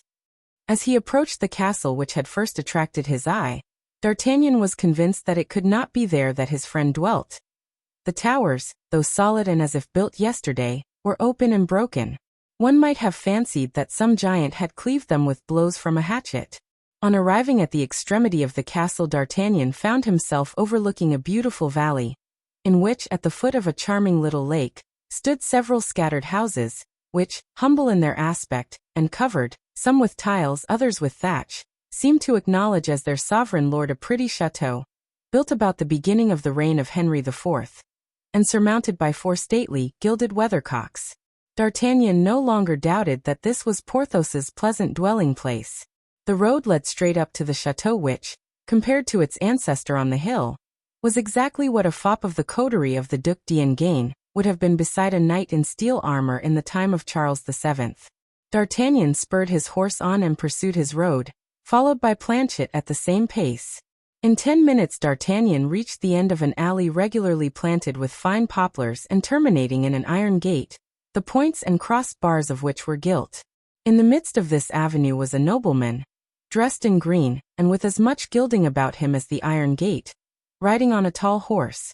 On his right hand and his left were 2 footmen, with the seams of their dresses laced. A considerable number of clowns were assembled and rendered homage to their lord. Ah, said D'Artagnan to himself. Can this be the Seigneur du Vallon de Bracieux de Pierrefonds? Well-a-day, how he has shrunk since he gave up the name of Porthos. This cannot be Monsieur Porthos, observed Planchet, replying, as it were, to his master's thoughts. Monsieur Porthos was 6 feet high. This man is scarcely 5. Nevertheless, said D'Artagnan, the people are bowing very low to this person. As he spoke, he rode toward the tall horse, to the man of importance and his valets. As he approached, he seemed to recognize the features of this individual. Jesu, cried Planchet. Can it be? At this exclamation the man on horseback turned slowly and with a lofty air, and the 2 travelers could see, displayed in all their brilliancy, the large eyes, the vermilion visage, and the eloquent smile of Musketeer.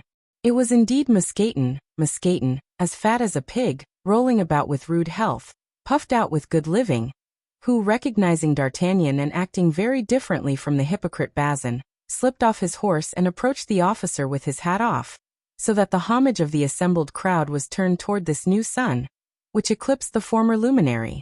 Monsieur D'Artagnan! Monsieur D'Artagnan! Cried Musketeer, his fat cheeks swelling out and his whole frame perspiring with joy. Monsieur D'Artagnan! Oh, what joy for my lord and master, du Vallon de Bracieux de Pierrefonds! Thou good Musketeer, where is thy master? You stand upon his property. But how handsome thou art, how fat! Thou hast prospered and grown stout. And D'Artagnan could not restrain his astonishment at the change good fortune had produced on the once famished one. Hey, yes, thank God, I am pretty well, said Musketeer. But hast thou nothing to say to thy friend Planchet? How, my friend Planchet? Planchet, art thou there? Cried Musketeer, with open arms and eyes full of tears. My very self, replied Planchet. But I wanted first to see if thou wert grown proud. Proud toward an old friend? Never, Planchet. Thou wouldst not have thought so hadst thou known Musketeer well. So far so well, answered Planchet, alighting, and extending his arms to Musketeer. The 2 servants embraced with an emotion which touched those who were present, and made them suppose that Planchet was a great lord in disguise, so highly did they estimate the position of Musketeer. And now, sir, resumed Musketeer, when he had rid himself of Planchet, who had in vain tried to clasp his hands behind his friend's fat back. Now, sir, allow me to leave you, for I could not permit my master to hear of your arrival from any but myself. He would never forgive me for not having preceded you." "This dear friend," said D'Artagnan, carefully avoiding to utter either the former name borne by Porthos or his new one. "Then he has not forgotten me?" "Forgotten he," cried Mousqueton. "There's not a day, sir, that we don't expect to hear that you were made marshal either instead of Monsieur de Gassion, or of Monsieur de Bassompierre." On D'Artagnan's lips there played one of those rare and melancholy smiles which seemed to emanate from the depth of his soul, the last trace of youth and happiness that had survived life's disillusions. "And you fellows," resumed Mousqueton, "stay near Monsieur le Comte d'Artagnan, and pay him every attention in your power whilst I go to prepare my lord for his visit." And mounting his horse, Mousqueton rode off down the avenue on the grass at a hand gallop. "There's something promising," said D'Artagnan. "No mysteries, no cloak to hide one's self in, no cunning policy here. People laugh outright, they weep for joy here. I see nothing but faces a yard broad. In short, it seems to me that nature herself wears a holiday garb, and that the trees instead of leaves and flowers are covered with red and green ribbons as on gala days." "As for me," said Planchet, "I seem to smell from this place even a most delectable perfume of fine roast meat, and to see the scullions in a row by the hedge, hailing our approach. Ah, sir, what a cook must Monsieur Pierrefonds have, when he was so fond of eating and drinking, even whilst he was only called Monsieur Porthos." "Say no more," cried D'Artagnan. "If the reality corresponds with appearances, I am lost, for a man so well off will never change his happy condition, and I shall fail with him, as I have already done with Aramis."